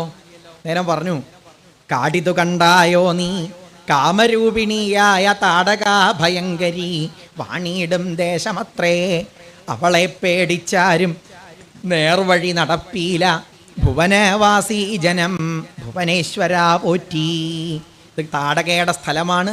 താടകയെ പേടിച്ച് ഈ വഴിയിലൂടെ ഒന്നും ആരും സഞ്ചരിക്കാറില്ല എന്ന് പറയാണ്. ഈ വഴിയിലൂടെ ഒന്നും ആരും പോവാറില്ല എന്ന് പറയാണ്. കൊല്ലണമവള നീ വല്ല ജാതിയും ഇപ്പോൾ. ഏതെങ്കിലും പ്രകാരത്തിൽ ഈ താടകയെ വധിക്കണം. കാരണം എല്ലാവർക്കും ഭീഷണിയായി കൊണ്ടിരിക്കുന്ന ഒരു രാക്ഷസീയമായ സ്വഭാവം. അതാണ് രാക്ഷസൻ എന്ന് പറഞ്ഞ അർത്ഥം. സാക്ഷരനാണെങ്കിലും മറ്റുള്ളവർക്ക് ഉപദ്രവം ചെയ്താൽ അവൻ ആരായി? രാക്ഷസനായി. മറ്റുള്ളവർക്ക് എപ്പോഴും ഉപദ്രവം മാത്രമേ ചെയ്യുന്നുള്ളൂ വെച്ചാൽ അയാൾ രാക്ഷസനായി. അങ്ങനെയുള്ള ആ താടകയെ വധിച്ചു. കല്യാം കുർവന്നഹല്യാം പഥിപഥരജസാപ്രാപ്യ വൈദേഹഗേഹം. അതിനുശേഷം നേരെ അങ്ങനെ സഞ്ചരിച്ചു. കല്ലായി കിടക്കുന്ന ആ അഹല്യയെ അനുഗ്രഹിച്ചു. അതിനുശേഷം നേരെ ആ വിദേഹരാജ്യത്തിലേക്കെത്തി. മിഥിലയിൽ വെച്ച് ശൈവചാപം മുറിച്ച് സീതാദേവിയെ വിവാഹം കഴിച്ചു. തിരിച്ച് അയോധ്യയിൽ വന്നു. അയോധ്യയിൽ 12 വർഷം സന്തോഷമായിട്ട് അങ്ങനെ ജീവിച്ചു. അതിനുശേഷമാണ് ഈ ഈ പ്രശ്നങ്ങളൊക്കെ ഉണ്ടായത്, അന്തർനാടകങ്ങളൊക്കെ സംഭവിച്ചത്. അങ്ങനെ കാട്ടിലേക്കായിട്ട് പോവുകയാണ്. അവിടെ കാട്ടിലേക്ക് പോകുന്ന സമയത്ത് വളരെ പ്രധാനപ്പെട്ടൊരു ഭാഗമുണ്ട്. ലക്ഷ്മണന് സുമിത്രാദേവി കൊടുക്കുന്ന ഒരു ഉപദേശം രാമായണത്തിൽ കാണാം. വളരെ ഭംഗിയുള്ളൊരു ഭാഗമാണ്. പറയാണ്, എന്താ സുമിത്ര പറഞ്ഞത്? രാമം ദശരഥം വിദ്ധി മാം വിദ്ധി ജനകാത്മജാം അയോധ്യാം അടവീം വിദ്ധി ഗച്ഛ താത യഥാസുഖം. രാമൻ എങ്ങനെ കാണണം? നീ ദശരഥനായിട്ട് തന്നെ കാണണം. പിന്നെ പറഞ്ഞു, മാം വിദ്ധി ജനകാത്മജാം. സീതാദേവിയെ എങ്ങനെയാ കാണേണ്ടത്? ഒരു സ്ത്രീയായിട്ട് കണ്ടാൽ പോരാ, ഏടത്തിയമ്മയായിട്ട് കണ്ടാൽ പോരാ. എങ്ങനെ കാണണം? മാം വിദ്ധി, അമ്മയായി തന്നെ കാണണം. എത്ര നല്ല ഉപദേശം നോക്കൂ. ഈ ഉപദേശം അക്ഷരം പ്രതി അനുസരിക്കുകയും ചെയ്തു ലക്ഷ്മണൻ. നമുക്ക് അവിടെ കാണാം, കിഷ്കിന്ധാകാന്ഡത്തിൽ കാണാൻ സാധിക്കും. സീതാദേവിയുടെ ആഭരണമാണോ എന്ന് പരിശോധിക്കാൻ കുറേ ആഭരണം അവിടെ ഏൽപ്പിച്ചു കൊടുത്തു, രാമൻ്റെ കയ്യിലേക്ക് കൊടുത്തു. രാമൻ പറഞ്ഞു, എനിക്കിതൊന്നും നിശ്ചയില്ല. ലക്ഷ്മണ, നീ ഒന്ന് നോക്കി നോക്കൂ, ഇത് സീതാദേവിയുടെ ആഭരണമാണോ എന്ന് നോക്കൂ. അപ്പം ലക്ഷ്മണൻ നോക്കി. ലക്ഷ്മണൻ നോക്കിയിട്ട് പറഞ്ഞു, ലക്ഷ്മണൻ പറഞ്ഞു അതിന് മുമ്പ് തന്നെ, എനിക്ക് ഒരു കാര്യം പറയാനുണ്ട് ജ്യേഷ്ഠ. എനിക്ക് സീതാദേവിയുടെ ഒരു പാദസരം മാത്രമേ അറിയുള്ളൂ, ബാക്കിയൊന്നും അറിയില്ല. നാഹം ജാനാമി കേയൂരേ നാഹം ജാനാമി കുണ്ടലേ നൂപുരേ ത്വാഭിജാനാമി നിത്യം പാദാഭിവന്ദനാൽ. നാഹം ജാനാമി കേയൂരേ. കേയൂരൻ ഞാൻ കണ്ടിട്ടില്ല, അങ്ങോട്ട് ഞാൻ നോക്കിയിട്ട് തന്നെ ഇല്ല. നാഹം ജാനാമി കുണ്ടലേ. കുണ്ടലവും ഞാൻ കണ്ടിട്ടില്ല. ആ ഭാഗത്തേക്ക് ഞാൻ ശ്രദ്ധിച്ചിട്ടേ ഇല്ല. അമ്മയെപ്പോലെ മാത്രമേ ഞാൻ കണ്ടിട്ടുള്ളൂ എന്നർത്ഥം. അവസാനം പറയാണ് നൂപുരേത്വാഭിജാനാമി, പാദസരം കണ്ടാൽ മനസ്സിലാവും. കാരണം എന്താ? നിത്യം പാദാഭിവന്ദനാൽ, എല്ലാ ദിവസവും ഞാൻ അവിടെ പോയിട്ട് നമസ്കരിക്കാറുണ്ട്. ഈ ഇങ്ങനെയുള്ള കാട്ടിലേക്കൊക്കെ പുറപ്പെട്ട് പോകുന്നില്ലേ, അതാലോചിച്ചിട്ട് ഞാൻ എന്ത് ചെയ്യാറുണ്ട്? നമസ്കരിക്കാറുണ്ട്. അത് മാത്രം അറിയാം എന്ന് പറയുന്ന ലക്ഷ്മണൻ ഏതായാലും കാട്ടിലേക്ക് പോവുകയാണ്. ഈ സീതയുടെ അവസ്ഥ ആലോചിച്ച് നോക്കൂ. ആദ്യം രാമൻ പറയുന്നുണ്ട് സീതാദേവിയോട് പോരണ്ട എന്ന് പറയുന്നുണ്ട്. വൈദേഹി പോരേണ്ട പോരേണ്ട ബാലേ, പൈതാഹ ശാന്തിക്കു പായങ്ങളില്ലേ, ഹേ ദേവി കല്ലുണ്ടു മുള്ളുണ്ടു കാട്ടിൽ, നീ പോരണ്ടെന്ന് പറയാണ്. അപ്പോൾ സീതാദേവി എന്താ പറഞ്ഞത്? ഇന്നാണെങ്കിലോ വരുന്നില്ല, നിങ്ങൾ എങ്ങോട്ടാച്ചാ പോയിക്കോളൂ, എനിക്ക് എൻ്റെ സ്വത്തോ ഒക്കെ ഉണ്ടല്ലോ, അങ്ങയുടെ സ്വത്തൊക്കെ ഉണ്ടല്ലോ, അതൊക്കെ അങ്ങോട്ട് എഴുതി തന്നോളൂ, നിങ്ങൾ ഏത് നരകത്തിലേക്കാച്ചാ പോയിക്കോളൂ, അതാണ് ഇന്നാണെങ്കിൽ മിക്കവാറും ഉണ്ടാവുക. എന്നാ സീത എന്താ പറഞ്ഞത്? അഗ്രതസ്തേ ഗമിഷ്യാമി മൃഗ്രന്ഥി കുശകണ്ടകാൻ, മുമ്പിൽ ഞാൻ നടക്കുമെന്ന് പറയാണ്. പിന്നാലെ അങ്ങ് വരേണ്ടതായിട്ട് വരും, മുമ്പിൽ ഞാൻ നടക്കും. അതല്ലേ ഭർത്താവ് തന്നോട് കൂടെ നടക്കുമ്പോൾ എത്രയും കൂർത്തുമൂർത്തുള്ള കല്ലും മുള്ളും പുഷ്പാസ്തരണ തുല്യങ്ങളെനിക്കതും പുഷ്പബാണോപമ നീ വെടിഞ്ഞിടല, അങ്ങയുടെ കൂടെ നടക്കാൻ ഒരു ബുദ്ധിമുട്ടും എനിക്കില്ല എന്ന് പറയാണ്. ആലോചിച്ച് നോക്കൂ ആ സീതയുടെ ഒരു ശങ്കൂറ്റം, ആ ധൈര്യം ആലോചിച്ച് നോക്കൂ. എന്നല്ല, അവിടെ രാവണഗൃഹത്തിലെത്തിയ സീതയെ പലതരത്തിലും പ്രലോഭിപ്പിച്ചു. പ്രലോഭനത്തിലൂടെയും പ്രീണനത്തിലൂടെയും ഒക്കെ തൻ്റെ വശത്താക്കാനായി രാവണൻ ശ്രമിച്ചു. ചെറിയ ചോദിക്കും, രാവണൻ ഒരു കുഴപ്പവും ചെയ്തിട്ടില്ലല്ലോ, സീതയെ അശോകവനികയെ കൊണ്ടുപോയിട്ട് വെക്കുകയല്ലേ ചെയ്തിട്ടുള്ളൂ, ഒരു ദോഷം പോലും രാവണൻ ചെയ്തിട്ടില്ലല്ലോ എന്ന് ചിലർ പറഞ്ഞേക്കാം. അതെന്താ കാരണം? ഒരു കുഴപ്പവും രാവണൻ ചെയ്യാതിരിക്കാൻ കാരണം എന്താണ്? ഒരു സ്ത്രീയുടെ സമ്മതം കൂടാതെ അവളെ സ്പർശിച്ചിട്ടുണ്ടെങ്കിൽ തല പൊട്ടിത്തെറിച്ചു പോകുന്നൊരു ശാപം രാവണന് കിട്ടിയിട്ടുണ്ട്. അത് നമുക്ക് യുദ്ധകാണ്ഡത്തിലെ 13-ാമത്തെ സർഗത്തിൽ, വാൽമീകി രാമായണത്തിലെ 13-ാമത്തെ സർഗത്തിൽ കാണാം. രാവണൻ്റെ ഒരു ഭൃത്യനായ സുപാർശ്വൻ ചോദിക്കുകയാണ്, അല്ല രാവണ, എന്തിനാ ഈ സീതയുടെ മനസ്സ് മാറ്റാനായിട്ടൊക്കെ ശ്രമിക്കുന്നു? സീതയെ അങ്ങോട്ട് ബലാത്കാരേണ പ്രാപിച്ചൂടെ എന്ന് ചോദിക്കുകയാണ്. അന്നേരം രാവണൻ പറയുന്നുണ്ട്, എനിക്ക് ബലാത്സംഗം ചെയ്യാൻ ഇഷ്ടമില്ലാത്തതുകൊണ്ടൊന്നല്ല, പക്ഷെ എങ്ങനെ ഒരു ശാപം കിട്ടിയത് കൊണ്ടാണ്. അതാ രാവണൻ പറഞ്ഞത്. ഈ രാവണനെയാണ് ചില ആൾക്കാർ ഹീറോ ആയിട്ട് കൊണ്ട് നടക്കുന്നത്. ആലോചിച്ച് നോക്കണം, ഈ രാവണനെയാണ് ഹീറോ ആയിട്ട് കൊണ്ട് നടക്കുന്നത്. രാമനല്ല യോഗ്യൻ, രാവണനാണ്. ശൂർപ്പണഖയെ അപമാനിച്ച രാമനേക്കാളും മഹാൻ രാവണനാണ് എന്നാണ് പറയുന്നത്. എന്താ ആലോചിച്ച് നോക്കും ഇവരുടെയൊക്കെ ഒരു അവസ്ഥ. ബലാത്സംഗം ചെയ്യാനുള്ള വിഷമം അതാണ് ഭൃത്യനോട് പറഞ്ഞത്. പണ്ട് പുഞ്ചികസ്ഥല എന്ന് പേരായ ഒരു അപ്സരസിനെ ഞാൻ ആക്രമിച്ച സമയത്ത് അത് കണ്ടിട്ട് ബ്രഹ്മാവ് രാവണനെ ശപിക്കുകയാണ്. എന്താ ശാപം? ഒരു സ്ത്രീയെ അവളുടെ സമ്മതം കൂടാതെ തൊട്ടിട്ടുണ്ടെങ്കിൽ തല 10 പൊട്ടിത്തെറിക്കും രാവണ എന്ന് പറയുകയാണ്. അത് കേട്ടിട്ടാണ്, ആ ശാപം കാരണമാണ് രാവണൻ ഒന്നും ചെയ്യാതിരുന്നത്. ഏതായാലും ആ സീതാദേവിയെ പലതരത്തിലും വിഷമിപ്പിച്ചു രാവണൻ. പ്രീണിപ്പിക്കാനൊക്കെ നോക്കി. എന്തിനു പറ്റും രാമൻ അവിടെ ഒന്നുമില്ല, രാജ്യത്തൊഴിവാക്കിയ, രാജ്യം തന്നെ ഇല്ലാത്ത ഒരാൾ, വെറും മഹർഷിയെ പോലെ നടക്കുന്നവൻ. ആ രാമനാൽ എന്ത് ഫലം നിനക്ക് കിട്ടും? ലോകം മുഴുവൻ എൻ്റെ കീഴിലാണ്. ഭുജ അപ്സരോ ഗന്ധർവ സുന്ദരീ വർഗം പരിചരിക്കും നിന്നെ, സുന്ദരീ വർഗങ്ങളൊക്കെ നിന്റെ ഭൃത്യകളായി മാറും, അങ്ങനെയുള്ള എന്നെ സ്വീകരിക്കൂ എന്ന് രാവണൻ പറയാണ്. ഇങ്ങനെ പറഞ്ഞ ആ രാവണൻ്റെ നേർക്കൊരു പുല്ലിട്ട് കൊടുത്തു. സീത പറഞ്ഞത് എന്താ? നീ എനിക്കൊരു പുല്ലിന് സമാനമാണ് എന്നാ സീത പറഞ്ഞത്. ഒരു തൃണത്തെപ്പോലെ രാവണനെ കണ്ടു. അതല്ലേ ഉള്ളൂര് പറഞ്ഞത്, വൈരിയോങ്ങും വാള് വാഴ നാരായി. പാതിവ്രത്യത്തിൻ്റെ കരുത്തുകൊണ്ട് തപസ്യായിട്ട് നിൽക്കുന്ന ആ സീതയ്ക്ക് വൈരിയോങ്ങും വാള് വാഴ നാരായി. വൈരിയോങ്ങുന്ന വാള് ഏതിന് സമാനമായി? വാഴനാരിന് സമാനമായി. അങ്ങനെയുള്ള സീതയാണ് ഭാരതത്തിൻ്റെ ആദർശം. ഈ രാമായണത്തെപ്പോലെ തന്നെ പറയുന്ന ഗ്രീക്കിലെ ഒരു പ്രധാനപ്പെട്ട സാഹിത്യമാണ് ഇലിയഡ്, ഹോമറിൻ്റെ ഇലിയഡ്. ഇലിയഡിലും ഇതേപോലൊരു കഥയാണ്. ഹെലൻ എന്നു പേരായ അതിലെ നായികയെ ഒരാൾ തട്ടിക്കൊണ്ടുപോകുന്നു. അങ്ങനെ തട്ടിക്കൊണ്ടുപോയ ആ ഹെലനെ വീണ്ടെടുക്കാനായിട്ട് പാരീസ് എന്ന് പേരായ ഒരാൾ തട്ടിക്കൊണ്ടുപോവുക. അയാളാണ് വില്ലൻ. ആ വില്ലനിൽ നിന്ന് വീണ്ടെടുക്കാനായിട്ട് നിങ്ങിലോസ് എന്ന നായകൻ പുറപ്പെടുകയാണ്. ഇവിടെ എന്താ സംഭവിച്ച വ്യത്യാസമുണ്ട്.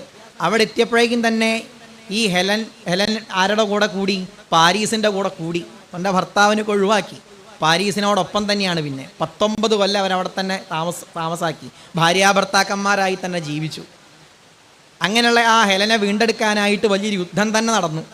യുദ്ധത്തിൽ അവസാനം ഹെലനെ വീണ്ടെടുത്തു. പക്ഷേ വീണ്ടും ആ പാരീസിൻ്റെ കൂടെ നിൽക്കുന്ന പത്നിയെയാണ് ആര് കാണുന്നത്? അതിൻ്റെ നായകൻ കാണുന്നത്. ഹെലൻ എവിടെ കിടക്കുന്നു, സീത എവിടെ കിടക്കുന്നു, രണ്ടും തമ്മിൽ അത്ര വ്യത്യാസമുണ്ട്.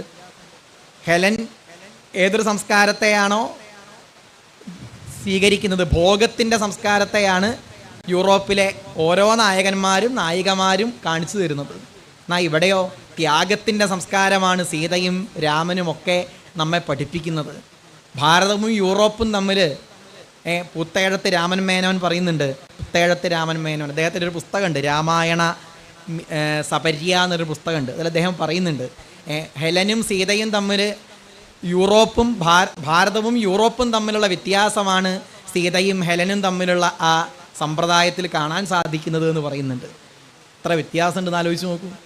ചാരിത്രത്തിൻ്റെ സമ്പ്രദായത്തിലാണ് ഭാരതീയ സംസ്കാരം നിലകൊള്ളുന്നത്. അത് സ്ത്രീകൾക്ക് മാത്രമല്ല പുരുഷനും വേണം എന്നുള്ളതാണ് രാമായണം പഠിപ്പിച്ചു തരുന്നത്. അതല്ലേ ചാരിത്രേണ ചകോയുക്ത, ചാരിത്രം കൊണ്ട് ആരാണ് ഏറ്റവും യോജിച്ച ആള് എന്ന് ചോദിക്കുന്നതിനും കൂടിയുള്ള ഉത്തരമാണ് ശ്രീരാമൻ. ഏകപത്നി വ്രതധര, ഒരു വിവാഹമേ കഴിക്കുള്ളൂ, അത് വ്രതമാക്കിയെടുത്തു. അതാ രാമൻ്റെ മഹത്വം. രാമൻ്റെ പിതാവിന് 3 ഭാര്യമാരാണ് പേരിലുള്ളത്. 350 ഭാര്യമാരെങ്ങാനുണ്ട് എന്ന് പുസ്തകത്തിൽ പറഞ്ഞിട്ടുണ്ട്. അതിൽ പ്രധാനപ്പെട്ടവർ ഈ 3 പേരാണ്. അങ്ങനെയുള്ള ദശരഥനല്ല നമ്മുടെ ആദർശം. ആരാണ്? ഏകപത്നി വ്രതധര, ഒരു ഭാര്യ മാത്രമേ ഉള്ളൂ എന്ന് പറഞ്ഞ ആ ശ്രീരാമനെയാണ് ഭാരതീയരെന്നും ആദർശമായിട്ട് കാണാറുള്ളത്. ഇങ്ങനെയുള്ള ആ സീതാദേവിയുടെ മഹത്വം ഒന്ന് ആലോചിച്ച് നോക്കൂ. ഇങ്ങനെ ഓരോ കഥാപാത്രങ്ങളിലൂടെ പോയാലും രാമായണത്തിൻ്റെ ആ വൈഭവം നമുക്ക് മനസ്സിലാക്കാനായിട്ട് സാധിക്കും. ഏതായാലും കാട്ടിലൂടെ ഇങ്ങനെ സഞ്ചരിച്ചു. അങ്ങനെ പഞ്ചവടിയിലെത്തിയ സമയത്താണ് ശൂർപ്പണഖ തന്നെ വിവാഹം കഴിക്കണം എന്ന് വന്ന് പറയുന്നത്. ശൂർപ്പണഖയോട് രാമൻ പറഞ്ഞു, അങ്ങനെ വയ്ക്കുമോ ശൂർപ്പണഖയെ? ഒരുത്തനായാലവനരികെ ശുശ്രൂഷിപ്പാൻ ഒരുത്തി വേണമതീനിവളുണ്ടെനിക്കിപ്പോൾ. ഒരുത്തനായാൽ ഒരുത്തി മാത്രമേ പാടുള്ളൂ ശൂർപ്പണഖയെ. അവസാനം സീതയാണ് തൻ്റെ ദോഷത്തിന്, തൻ്റെ ആഗ്രഹത്തിന് തടസ്ഥം എന്ന് വിചാരിച്ച് സീതയെ ആക്രമിക്കാനായിട്ട് ഒരുമ്പെട്ട് വന്നു. ലക്ഷ്മണനോ മൂക്കും കാതും മുറിച്ചു എന്ന് മാത്രമേ പറഞ്ഞിട്ടുള്ളൂ രാമായണത്തിൽ. വാൽമീകി രാമായണത്തിൽ അങ്ങനെയാണ് പറഞ്ഞത്, മൂക്കും കാതും മുറിച്ചു എന്നാണ് പറഞ്ഞത്. ഏതായാലും അതിൻ്റെ പേരിൽ രാവണൻ വന്നു. കഥയൊക്കെ എല്ലാവർക്കും അറിയാലോ, അതുകൊണ്ട് കഥ ഞാൻ വിസ്തരിക്കുന്നില്ല.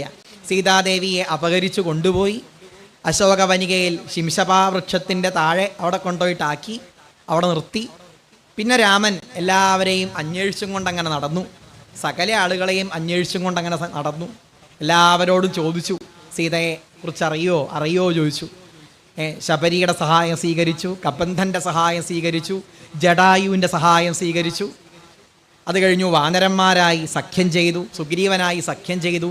വാനരന്മാർ ലങ്കയിലേക്ക് പുറപ്പെട്ടു പോയി. ഹനുമാൻ ലങ്കയിലെത്തി സീതാദേവിയെ കണ്ട് തിരിച്ചു വന്ന് വിവരം പറഞ്ഞു. പിന്നെ അതിഗംഭീരമായ വാനര സൈന്യത്തോടുകൂടെ രാമൻ നേരെ ആ ലങ്കയിലേക്ക് സേതു ബന്ധിച്ച് ലങ്കയിലേക്ക് എത്തുകയാണ്. ഇതൊക്കെ എന്താ കാണിക്കുന്നത്? ഭഗവാന് വേണമെങ്കിൽ ഈ വാനരന്മാരുടെ സഹായത്തിൻ്റെ ആവശ്യമുണ്ടോ? ഒരാവശ്യവുമില്ല. ഇതിൽ തന്നെ പറയുന്നുണ്ട്, കിം തസ്യ ശത്രുഹനനേ കപയസഹായ. ശത്രു സംഹാരത്തിന് എന്തിനാ രാമന് ഈ വാനരന്മാരുടെയൊക്കെ സഹായം? അതൊന്നും ആവശ്യമില്ല. ഇനി എന്തിനാ ഭഗവാൻ ഇതൊക്കെ ചെയ്തത്? ലോകത്തിന് വലിയൊരു വിപത്താണ് രാവണൻ. വലിയൊരു ആപത്തിനെ നശിപ്പിക്കാൻ, സമൂഹത്തിൻ്റെ ഒരു ആപത്താണ് രാവണൻ. സമൂഹമായ ആ ആപത്തിനെ, അധർമ്മത്തെ ഇല്ലാതെയാക്കാൻ എന്തു ചെയ്യണം? സാമൂഹികമായി എല്ലാവരെയും യോജിപ്പിച്ചാൽ മാത്രമേ സാധിക്കുള്ളൂ എന്ന് ബോധ്യപ്പെടുത്തി തരികയാണ് രാമൻ ചെയ്തത്. സമൂഹത്തിൻ്റെ ഒരു വിപത്തായിരുന്നു രാവണൻ. അതാണല്ലോ രാവണൻ എന്നുള്ള വാക്കിൻ്റെ തന്നെ അർത്ഥം പറയുന്നുണ്ട്. ഉറക്ക ശബ്ദം ഉണ്ടാക്കി ലോകത്തെ കരയിപ്പിക്കുന്നവൻ രാവണൻ എന്നുള്ള വാക്കിൻ്റെ അർത്ഥം വാൽമീകി രാമായണത്തിൽ കാണാം. ഉറക്ക ശബ്ദം ഉണ്ടാക്കി ലോകത്തെ മുഴുവൻ കരയിപ്പിക്കുന്നവൻ. എന്താ രാമായണം പറഞ്ഞു തരുന്ന മറ്റൊരു തത്വം? ലോകത്തെ കരയിപ്പിക്കുന്നവർക്ക് ഒരു കാലത്തും ശാന്തി കിട്ടില്ല. രാമൻ എന്നുള്ള വാക്കിൻ്റെ അർത്ഥം എന്താണ്? ലോകത്തെ രമിപ്പിക്കുന്നവൻ. രമയത്തെ എന്നാണ് അർത്ഥം, രമിപ്പിക്കുന്നവൻ എന്നാണ് അർത്ഥം. രമിപ്പിക്കുന്നവർക്ക് മാത്രമാണ് ശാന്തിയും സമാധാനവും ഉണ്ടാവുക. സമൂഹത്തെ, സമാജത്തെ കരയിപ്പിക്കുന്നവർക്ക് ഒരു കാലത്തും ശാന്തി കിട്ടില്ല. കൊടുക്കാനും കഴിയില്ല, അവർക്ക് കിട്ടൂല്ല. അതാണ് രാമായണത്തിൻ്റെ സന്ദേശം. കാവ്യ അലങ്കാര സൂത്രത്തിലും കാവ്യപ്രകാശത്തിലും ഇങ്ങനെയുള്ള പല സംസ്കൃത അലങ്കാര ഗ്രന്ഥങ്ങളിലൊക്കെ കാണാൻ കഴിയും. രാമാതിവത് പ്രവർത്തിതവ്യം, രാമനെ പോലെ പ്രവർത്തിക്കണമെന്നും രാവണാദിവൽ ന പ്രവർത്തിതവ്യം, രാവണനെ പോലെ പ്രവർത്തിക്കരുത് എന്നും ബോധ്യപ്പെടുത്തുക. അതാണ് രാമായണത്തിൻ്റെ ലക്ഷ്യം തന്നെ. രാമായണത്തിൻ്റെ മാത്രമല്ല, സംസ്കൃതത്തിലുള്ള സാഹിത്യങ്ങളുടെ മുഴുവൻ ലക്ഷ്യം അതാണ്. രഘുവംശമായാലും ഇങ്ങനെയുള്ള കൃതികളൊക്കെ ഉണ്ടല്ലോ, ഇതിനൊക്കെ ലക്ഷ്യം എന്താണ്?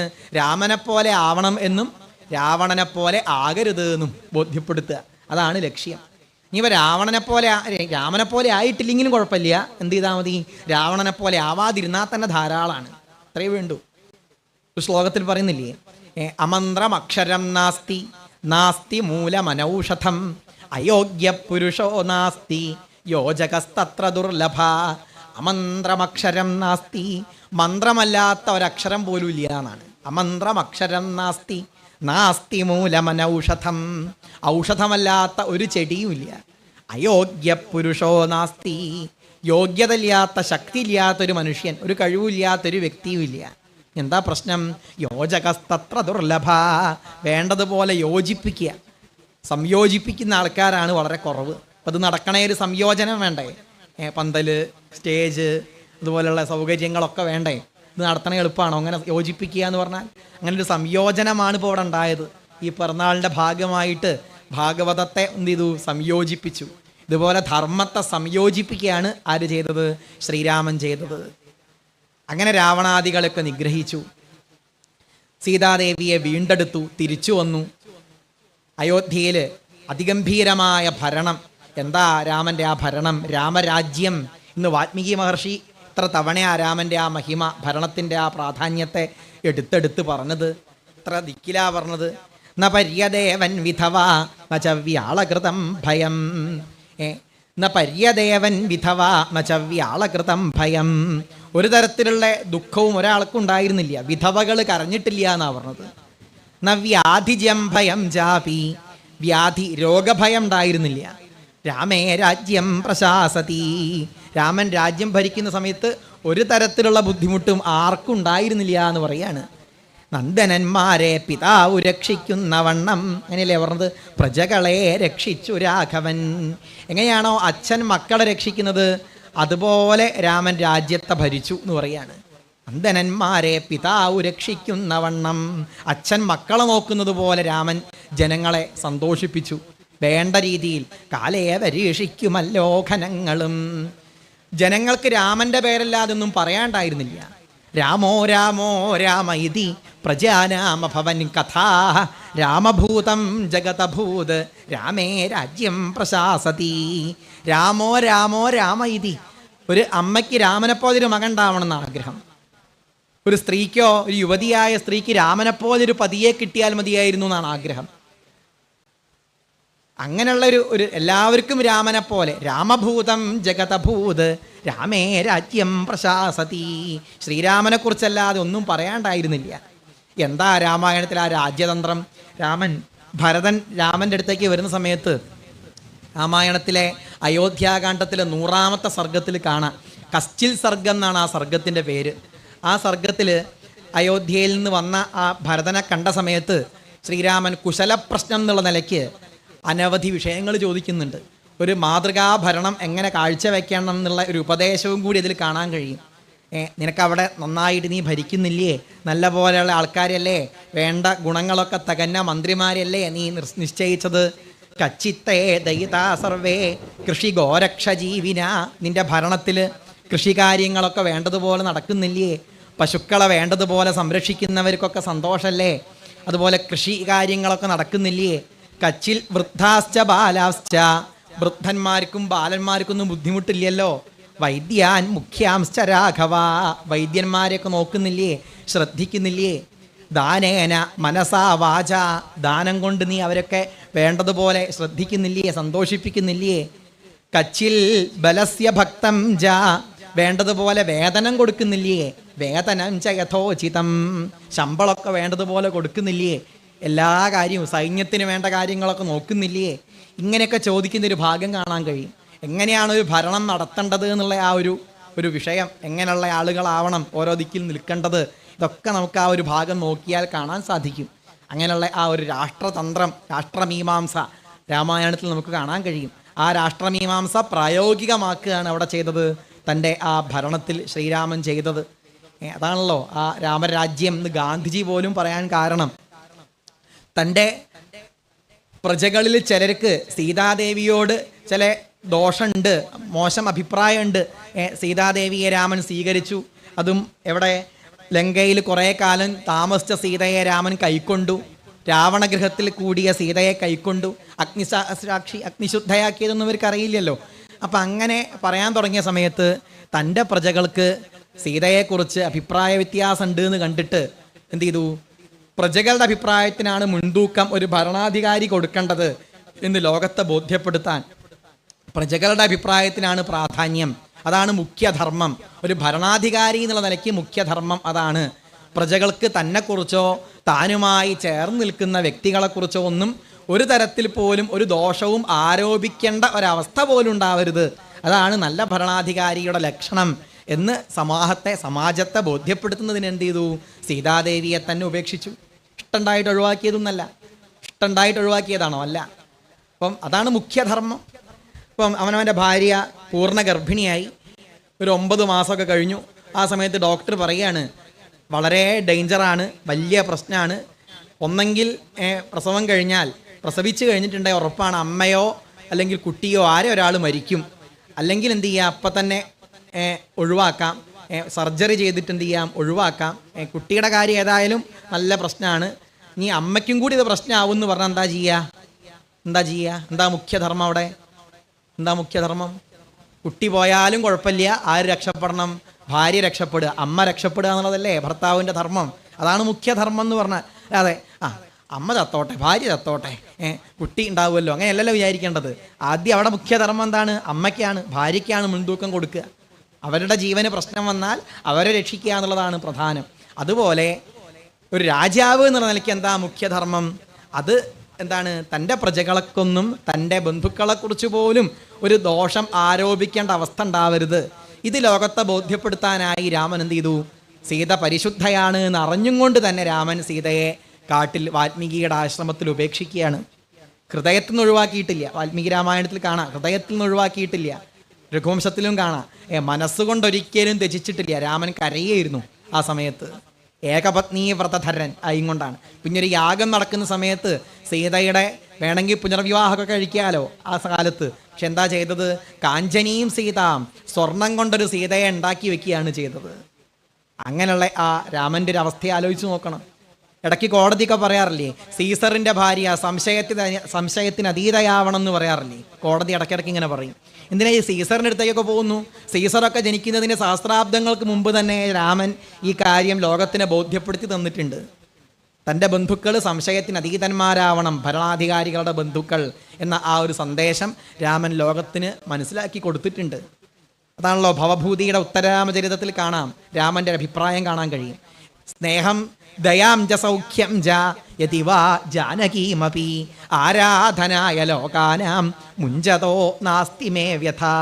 സ്നേഹം ദയാം ച സൗഖ്യം ച, എൻ്റെ സ്നേഹത്തെയും എൻ്റെ സുഖത്തെയും യതി വാ ജാനകീമപി, ഇനി ജാനകിയെ തന്നെയും സീതാദേവിയെ തന്നെയും ഞാൻ എന്ത് ചെയ്യും?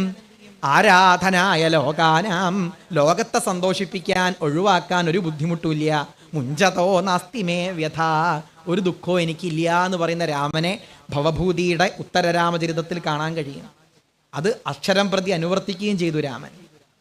അങ്ങനെ ഏത് നിലയ്ക്ക് നോക്കിക്കഴിഞ്ഞാലും ആ ധർമ്മത്തിൻ്റെ മൂർത്തിയാണ് എന്നർത്ഥം. മൂർത്തിമത് ഭാവമാണ് രാമൻ. ഇനി ഓരോരോ കഥാപാത്രങ്ങൾ എടുത്തു നോക്കൂ രാമായണത്തിൽ. ഹനുമാന്റെ ഒരു അവസ്ഥ നോക്കൂ, ഹനുമാന്റെ ആ ഒരു മഹിമ ആലോചിച്ച് നോക്കൂ.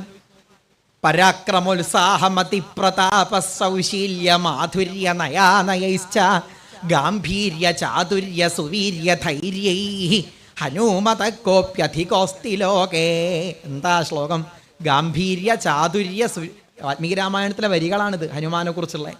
പരാക്രമ ഉത്സാഹമതി, പരാക്രമം, ഉത്സാഹം, സദ്ബുദ്ധി, അതുപോലെ ഐശ്വര്യം, മാധുര്യം, മധുരമായി സംസാരിക്കാനുള്ള കഴിവ്, നയം, നയതന്ത്രം, ഗാംഭീര്യ ചാതുര്യ, ആ ഗംഭീരമായ ആ ആഴത്തിൽ ചിന്തിക്കാനുള്ള കഴിവ്, അതുപോലെ സുവീര്യ ധൈര്യം, ബുദ്ധിയെ നിയന്ത്രിക്കുക, ഇങ്ങനെ എല്ലാ മികവും തികഞ്ഞ ആ ഹനുമാനെ പോലെ വേറെ ആരാ ഉള്ളത് ചോദിക്കുകയാണ്. ഹനുമതക്കോപ്യധികോസ്തി ലോകേ, സൂര്യൻ്റെ അടുത്ത് പോയിട്ട് വ്യാകരണം വരെ പഠിച്ചിട്ടുണ്ട് ഹനുമാൻ.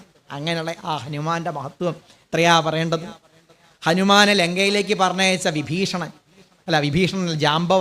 ജാംബവാന്റെ ആ ഒരു മഹത്വം ആലോചിച്ച് നോക്കൂ. ജാംബവാൻ പ്രേരിപ്പിച്ചതുകൊണ്ടല്ലേ ഹനുമാൻ ലങ്കയിലേക്ക് പോയത്. ജാംബവാനാണ് പ്രേരിപ്പിച്ചത്.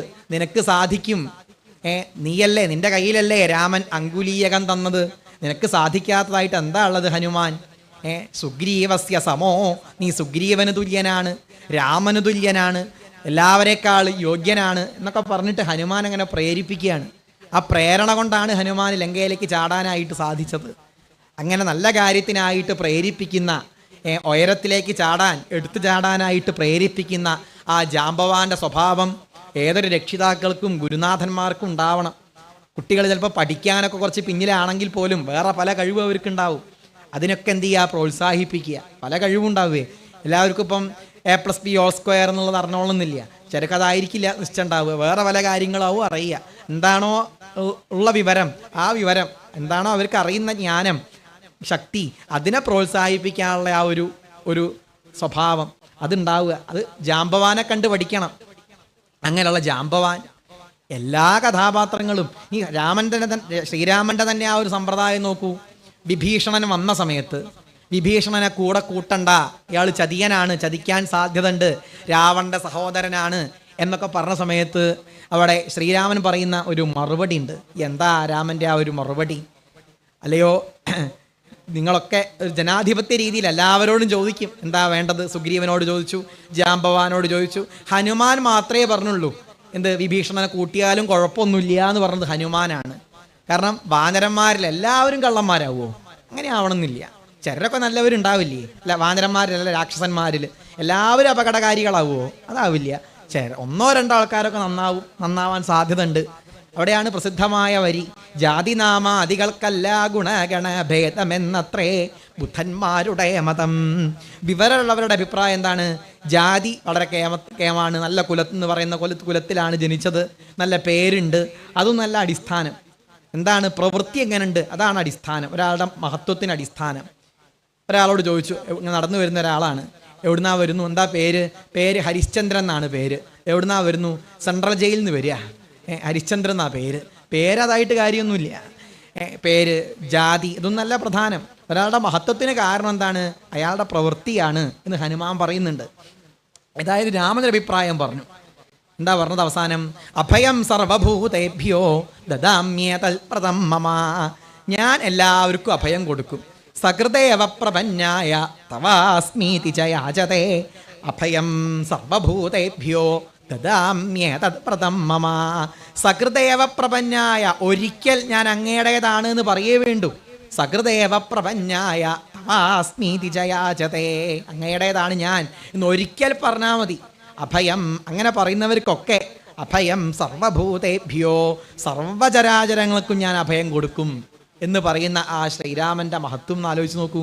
നീ യതിവാ രാവണോ പിവാ, രാവണൻ വന്ന് പറഞ്ഞാലും രാമ ഞാൻ സീതയെ അങ്ങോട്ട് തരാം, അറിയാണ്ട് തട്ടിക്കൊണ്ടു പോകുന്നതാണ്, ക്ഷമിക്കണേ എന്ന് പറഞ്ഞിട്ട് സീതയെ അങ്ങോട്ട് ഏൽപ്പിച്ചാൽ പിന്നെ യുദ്ധം ഉണ്ടോ? ഇല്ല.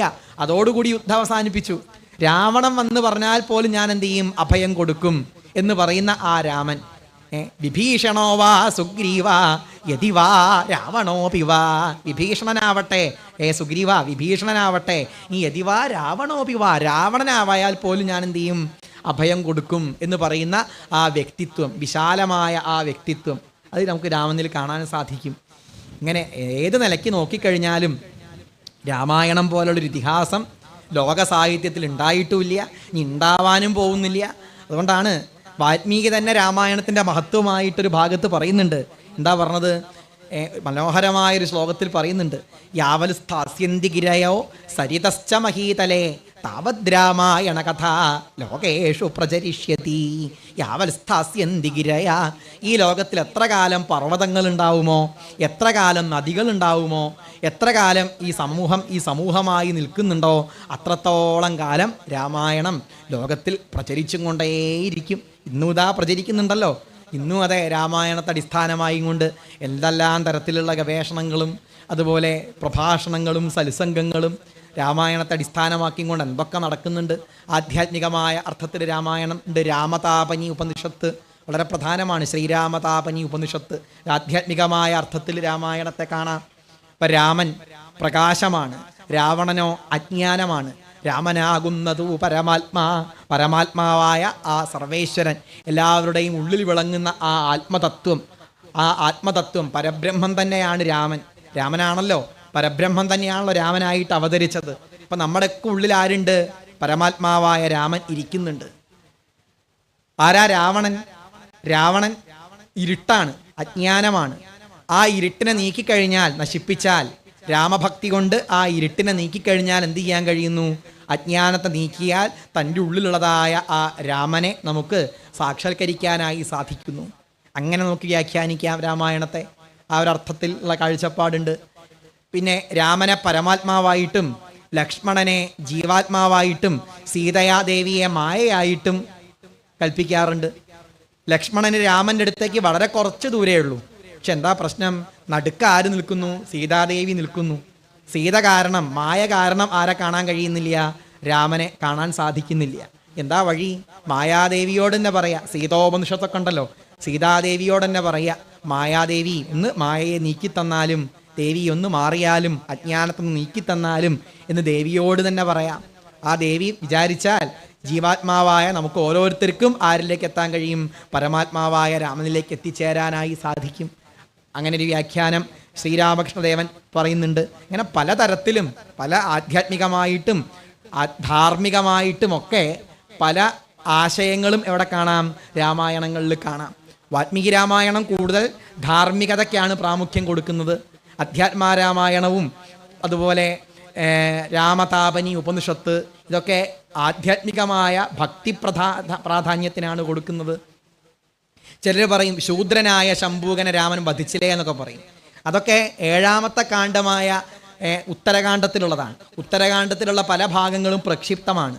എല്ലാ ആചാര്യന്മാരും അംഗീകരിക്കുന്നതന്നെയല്ലേ ഉത്തരകാണ്ഡം.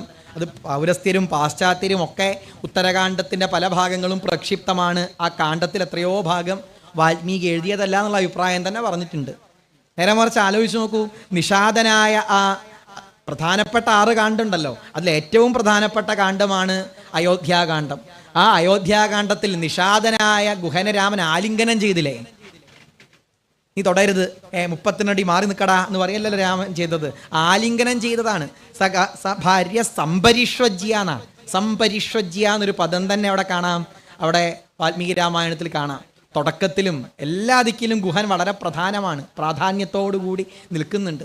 ഗുഹനോട് സന്തോഷമല്ലേ, നിന്റെ ഭരണമൊക്കെ വേണ്ടതുപോലെയല്ലേ എന്നൊക്കെ ചോദിക്കുന്ന ആ രാമനെ നമുക്ക് കാണാം.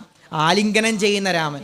ഒരിക്കലും നിഷാദനായതുകൊണ്ട് മാറി നിൽക്കടാ, നിന്റെ സ്ഥലം എനിക്ക് വേണം, നീ വനവാസിയല്ലേ, നിന്നെ ഞാൻ ആക്രമിക്കുകയാണ് എന്ന് പറയല്ല രാമൻ ചെയ്തത്. നീ ഭരണം വേണ്ടതുപോലെ നടത്തുന്നില്ലേ എന്ന് ചോദിക്കുന്ന രാമസ്യ ആത്മസമസഖ എന്നൊക്കെയാണ് പറഞ്ഞത്. രാമൻ്റെ ഏറ്റവും ആത്മമിത്രമായ ഗുഹൻ, തന്നെപ്പോൾ തന്നെ കാണുന്ന ഗുഹൻ, തൻ്റെ തന്നെ സ്വരൂപമായിട്ടാണ് വാൽമീകി മഹർഷി രാമൻ്റെ തന്നെ സ്വരൂപമായിട്ടാണ് ഗുഹനെ പറയുന്നത്. ഇങ്ങനെ എല്ലാവരെയും യോജിപ്പിക്കുന്ന, എല്ലാവർക്കും ആ വേണ്ട ആ ആശയത്തെ ഉൾക്കൊള്ളുന്ന, ശബരീൻ്റെ അടുത്ത് പോവുക, തപസ്വിയായ ശബരീൻ്റെ അടുത്ത് അങ്ങോട്ട് പോയിട്ട് അവരുടെ ആതിഥ്യത്തെ സ്വീകരിച്ച ആ വിശാല വീക്ഷണത്തോടു കൂടിയ ആ ശ്രീരാമൻ്റെ ആ മഹത്വം അത് പറഞ്ഞാലൊന്നും അവസാനിക്കില്ല. കേരളത്തിലും അതെ ധാരാളം ഈ ധാർമ്മികമായ ബോധ്യം സമൂഹത്തിലുണ്ടാവാനും ഭക്തി, രാമഭക്തി സമൂഹത്തിലുണ്ടാവാനുമായിട്ടാണ് ധാരാളം രാമക്ഷേത്രങ്ങളൊക്കെ ഉണ്ടായത്. കേരളത്തിൽ തന്നെ പ്രസിദ്ധമായ വില്വാദ്രിനാഥ ക്ഷേത്രം തൃശ്ശൂർ ജില്ലയിലാണ്. വില്വാദ്രിനാഥ ക്ഷേത്രം, തൃപ്രയാറ്, ഇത്ര രാമക്ഷേത്രങ്ങളാണുള്ളത്. അങ്ങനെയുള്ള ആ രാമക്ഷേത്രങ്ങളിലൊക്കെ പോയി തൊഴുന്ന സമയത്ത് രാമായണത്തിൻ്റെ ഈ ചിന്തകളൊക്കെ നമ്മുടെ മനസ്സിൽ വന്ന് തൊഴുകയാണെങ്കിലോ, ഈ ഭാവങ്ങളൊക്കെ ഉൾക്കൊണ്ടും കൊണ്ട് രാമക്ഷേത്രത്തിൽ പോയി തൊഴുന്ന സമയത്ത് നമുക്കുണ്ടാവുന്ന ആ ഒരു കൃതാർത്ഥത ഒന്ന് ആലോചിച്ച് നോക്കൂ. അതിനു വേണ്ടിയിട്ടാണ് ഇത്തരം സത്സംഗങ്ങളൊക്കെ സംഘടിപ്പിക്കുന്നത്. നമ്മൾ ചെയ്യുന്ന ഓരോരോ കാര്യങ്ങളുടെയും പിന്നിലുള്ള ആ അടിത്തറ എത്രത്തോളം ഉണ്ട് എന്ന് മനസ്സിലാക്കാൻ ഇതുപോലുള്ള സത്സംഗങ്ങളെ കൊണ്ട് നമുക്ക് സാധിക്കും. അങ്ങനെയുള്ള ഒരു അവസരമാണ് നമുക്ക് സുദർശനാമ്മ ഒരുക്കി തന്നത്. ഞാൻ ആദ്യം തന്നെ പറഞ്ഞല്ലോ, വേറെ എന്തെല്ലാം നിലയ്ക്ക് ഈ ആഘോഷം ഷഷ്ടിപൂർത്തി നടത്താം. അതിന് പകരം നമുക്ക് എല്ലാവർക്കും അനുഗ്രഹമായും കൊണ്ട് ഇതുപോലൊരു സത്സംഗത്തിലൂടെയല്ലേ പിറന്നാൾ ആഘോഷിക്കുന്നത്. അങ്ങനെ പിറന്നാൾ ആഘോഷിക്കുന്ന എത്രയോ മുൻപ് തന്നെ പരിചയമുണ്ട്, വളരെ കുട്ടിക്കാലത്ത് തന്നെ പരിചയമുണ്ട്.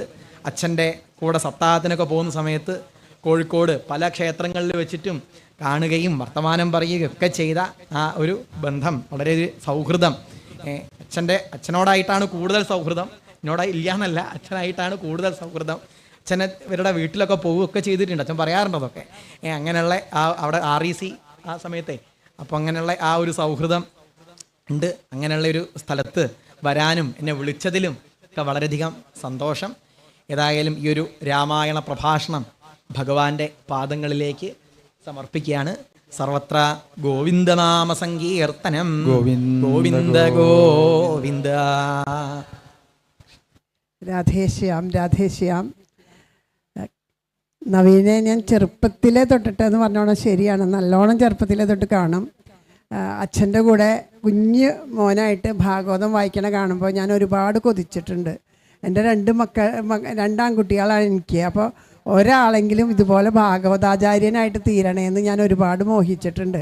അപ്പോൾ മൂത്ത ആൾ കുറേ ഭഗവത്ഗീതയൊക്കെ പാരായണം ചെയ്യണമെന്ന് ജീവൻ എന്തായാലും വേണമെങ്കിൽ ആ വഴിയിലേക്ക് പോവുമായിരിക്കും എന്നൊക്കെ കുറേ മോഹിച്ചു. പക്ഷേ ഭഗവാൻ അറിയാം, എന്നെ നല്ലോണം അറിയാണ്ട് ഗുരുവായൂരപ്പനാ. അങ്ങനെയായി ആ ഒരു അഹങ്കാരം ഒരു തലയ്ക്ക് കയറും എന്നറിയാം. അത് കാരണം കൊണ്ട് അവർ രണ്ടാളും അങ്ങനെ ആയില്ലെങ്കിലും അമ്മയെന്ന് വിളിക്കാൻ ഒരുപാട് ഭാഗവത ആചാര്യന്മാർ മക്കളായിട്ട് കിട്ടി. അതിലൊരു മോനാണ്. പിന്നെ അച്ഛൻ്റെ കാര്യം പറയുകയാണെങ്കിൽ പാലാഞ്ചേരി സുബ്രഹ്മണ്യൻ നമ്പൂതിരി, അദ്ദേഹമായിട്ട് ഞാൻ നല്ല അടുപ്പത്തിലായിരുന്നു. അദ്ദേഹത്തിനെ പോലെ ഒരു മഹാത്മാവിൻ്റെ കൂടെ ഉണ്ടാവുക എന്ന് വെച്ചാൽ അത് വളരെ സന്തോഷമാണ്. എനിക്ക് ഏറ്റവും അദ്ദേഹത്തെ പറ്റി ഓർക്കുമ്പോൾ 2 കാര്യങ്ങളാണ് എനിക്ക് മനസ്സിലുള്ളത്. ഒരു കാര്യം, അദ്ദേഹം എപ്പോഴും എന്നോട് പറയും ഇല്ലത്തേക്ക് വരണമെന്ന്. അപ്പോൾ ഞാൻ വരാട്ടോ എന്ന് പറഞ്ഞു. അപ്പോൾ എന്നോട് അമ്മയുള്ള കാലത്തേ പറഞ്ഞായിരുന്നു. അപ്പോൾ അതെനിക്ക് വരാൻ സാധിച്ചില്ല. പിന്നെയും പറഞ്ഞു. അപ്പോൾ പറഞ്ഞു ഇനി വരുമ്പോൾ വരികയൊക്കെ ഉണ്ടാവുമായിരിക്കും, വരുമ്പോൾ പക്ഷേ ഞാൻ മിണ്ടാണ്ട് ഇങ്ങനെയൊക്കെ എടുക്കുകയുണ്ടാവുള്ളൂ, അപ്പോഴാവും വരികയുണ്ടാവുക എന്ന് എന്നോടൊരു വാക്ക് പറഞ്ഞു. പക്ഷേ ആ വാക്ക് അങ്ങനെ തന്നെയായിട്ട് തീർന്നപ്പോഴാണ് ഞാൻ ഇല്ലത്തേക്ക് വരികയുണ്ടായത്. അച്ഛനെ വയ്യാണ്ടായിട്ട് പിന്നെ ഒരു ദിവസം നിർമ്മല ആശുപത്രിയിൽ കിടക്കണ സമയത്ത് നവീനെ എന്തോ അത്യാവശ്യമായിട്ട് ഇല്ലത്തേക്ക് പോകാൻ ഇനി എന്താ വഴിയെന്ന് ആലോചിച്ച് നിൽക്കുമ്പോഴാണ് ഞാൻ അവിടെ ചെന്നത്.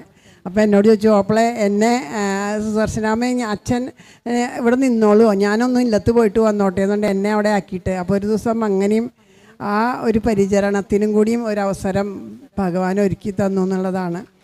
അപ്പോൾ അങ്ങനെ ഒരുപാട് അനുഭവങ്ങളാണ് അദ്ദേഹത്തിലൂടെയാണ് ശരിക്കും ഭാഗവതമൊക്കെ. നമ്മൾ ധാരാളം ഭാഗവതാചാര്യന്മാരെ കണ്ടിട്ടുണ്ടെങ്കിലും ഭാഗവതം അങ്ങനെ സരസമായിട്ട് നമുക്ക് ചർച്ച ചെയ്യാൻ, ഉച്ചനേരത്ത് ഊണ് കഴിഞ്ഞാൽ നേരെ അദ്ദേഹം ഊണ് കഴിഞ്ഞാൽ അദ്ദേഹത്തിൻ്റെ അടുത്തേക്ക് ഓടുക. ഒരുപാട് കാര്യങ്ങൾ ഇങ്ങനെ പറയുകയും ചെയ്യും, സരസമായിട്ട് പറഞ്ഞു തരും. അതൊക്കെ നല്ല ഓർമ്മകളാണ്. അപ്പോൾ ഈ ഒരു സുമുഹൂർത്തത്തിൽ അദ്ദേഹത്തിൻ്റെ സാന്നിധ്യം ഇവിടെ ഉണ്ടായി എന്നുള്ളതും ഒരുപാട് അനുഗ്രഹം തന്നെയാണ്. രാധേശ്യാം രാധേശ്യാം.